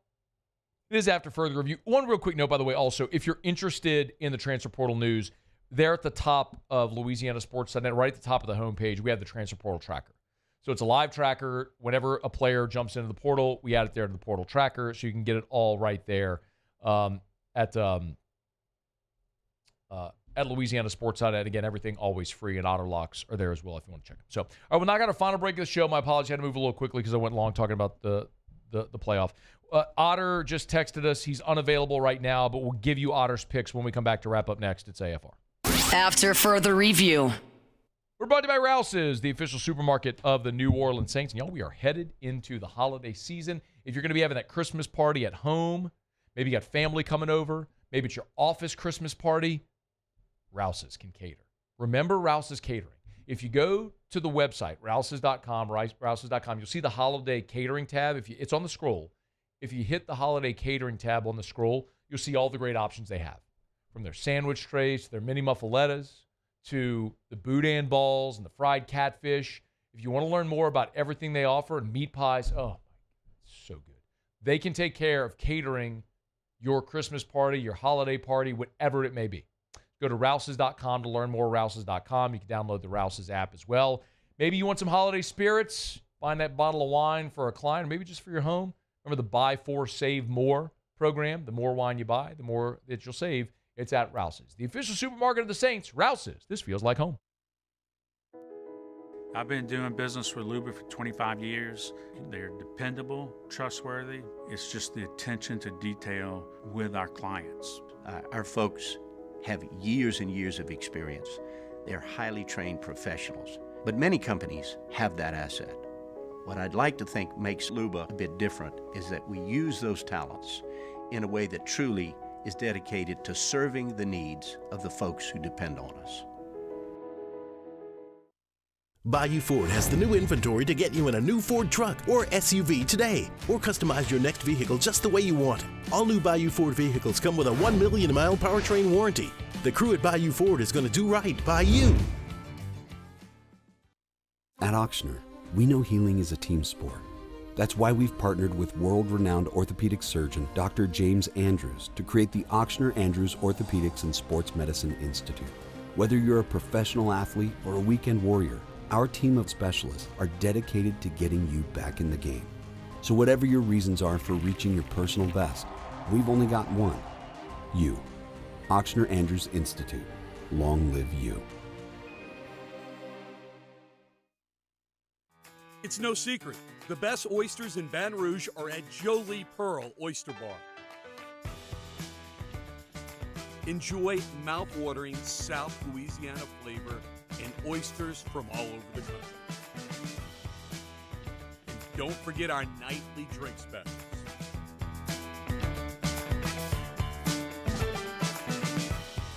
Jolie Pearl Oyster Bar, located in downtown Baton Rouge. Breck teamed up to reimagine your parks, and you imagined big. With your help, we went to work, creating 12 beautiful community parks across the parish. A family-sized water park, miles and miles of trails, and parks just for your dogs. There are more places to splash, to explore, to run wild, and even soar. You imagined, we delivered. Gold. Breck, your #1 park system. in the nation. Jerry and Benny Payne began Central Plumbing Company out of their driveway in Tanglewood subdivision. 50 years later and 4 generations down the road, we continue to serve Baton Rouge and the surrounding areas for all of their plumbing needs. Residential, commercial, industrial, or hospitality, Central Plumbing is here 24/7, 365. We want to thank our customers, family, and friends for 50 years of success. And looking forward to 50 more. Gulf Coast Bank and Trust is giving our customers the power to bank anywhere, anytime during this challenging event. And we're right there with you. Our mobile banking app. After further review, presented by Relief Windows. Windows, doors, siding, and oh yeah, they also do interior shutters. Down the stretch we come, final segment here on a Monday edition of AFR presented by Relief Windows. We always wrap up with Otterlocks. Jimmy's busy, so we'll run through his picks here for you. They're up at LouisianaSports.net, have been for a hot minute here. So he's got 2 plays on Monday Night Football. Going with the Bengals. It's Bengals-Cowboys, and the Cowboys are atrocious. Bengals laying the 4.5, and Otter also likes the over in that game. The total is 50. So Bengals laying 4.5 and over 50 in the game is interesting because I was listening to Football Sunday yesterday, and they were talking to the the bookmaker there at Beau Rivage, and said they have a heavy liability on the over in this game. So the book is very much cheering for the under. So that's the over in this game, the public loves overs to begin with. The over is clearly a very public play here. But Otter sided with the public. Sometimes the public's right. They might be here. So Bengals 4.5 and over 50 in Bengals Cowboys. Those are your 2 Otter locks. You can always get Otter locks at LouisianaSports.net. We're brought to you by the Williamson Eye Center, 924-2020. 924-2020. Have you done it yet? Got a great text last week. So Matt, what's the ophthalmologist you always talk about? Thinking about giving LASIK to my wife for Christmas. Great gift. Want to think about it? They could give you a package, like a gift card, something you can actually present on Christmas. Great way to do it. But it starts with that consultation. Call 924-2020. 924-2020 or WilliamsonEye.com. The consultation's free. Why wouldn't you get all the information you need? Go to WilliamsonEye.com. 924-2020. 924-2020 or WilliamsonEye.com for the Williamson Eye Center. All right, y'all, it's going to wrap it up for us here on this Monday presented by Relief Windows. If you missed anything, catch AFR On Demand presented by Brett Goff. Muse Paulie, I appreciate you. Y'all have a great night. Portal is a turning. We'll have the latest for you tomorrow. We'll see you tomorrow at 3. After further review. You know, it's not a matter of if, but when. You live in Louisiana, it's not a matter of if, but when. Here we are, December the 9th. It was storming raining. Storming this morning. It's only a matter of time. Not a matter of if, but when the power goes out. And when the power goes out, are you and your family going to be sitting in the dark with no AC, no heater, uncomfortable? Mine won't. Eric and I, after Ida, that was the final straw for us. We installed a Generac automatic home standby generator. Would highly, highly encourage anyone to do the exact same thing. The convenience is amazing. No longer waiting in lines for ice, no longer waiting in lines for gas, no longer sitting in your house sweating. As soon as the power goes out, generator comes on. You want a generator? You want the generator people. It's optimized. GeneratorPeople.com. GeneratorPeople.com.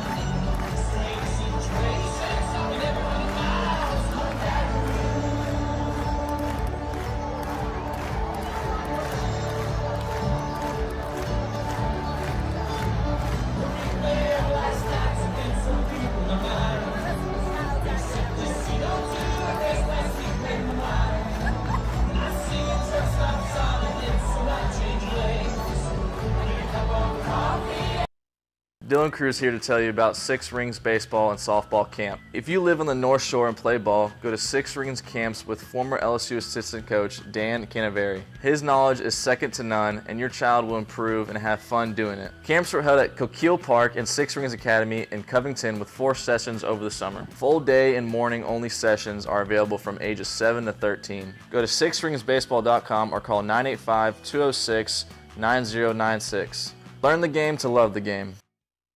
Electricity is all around us, and our families depend on it.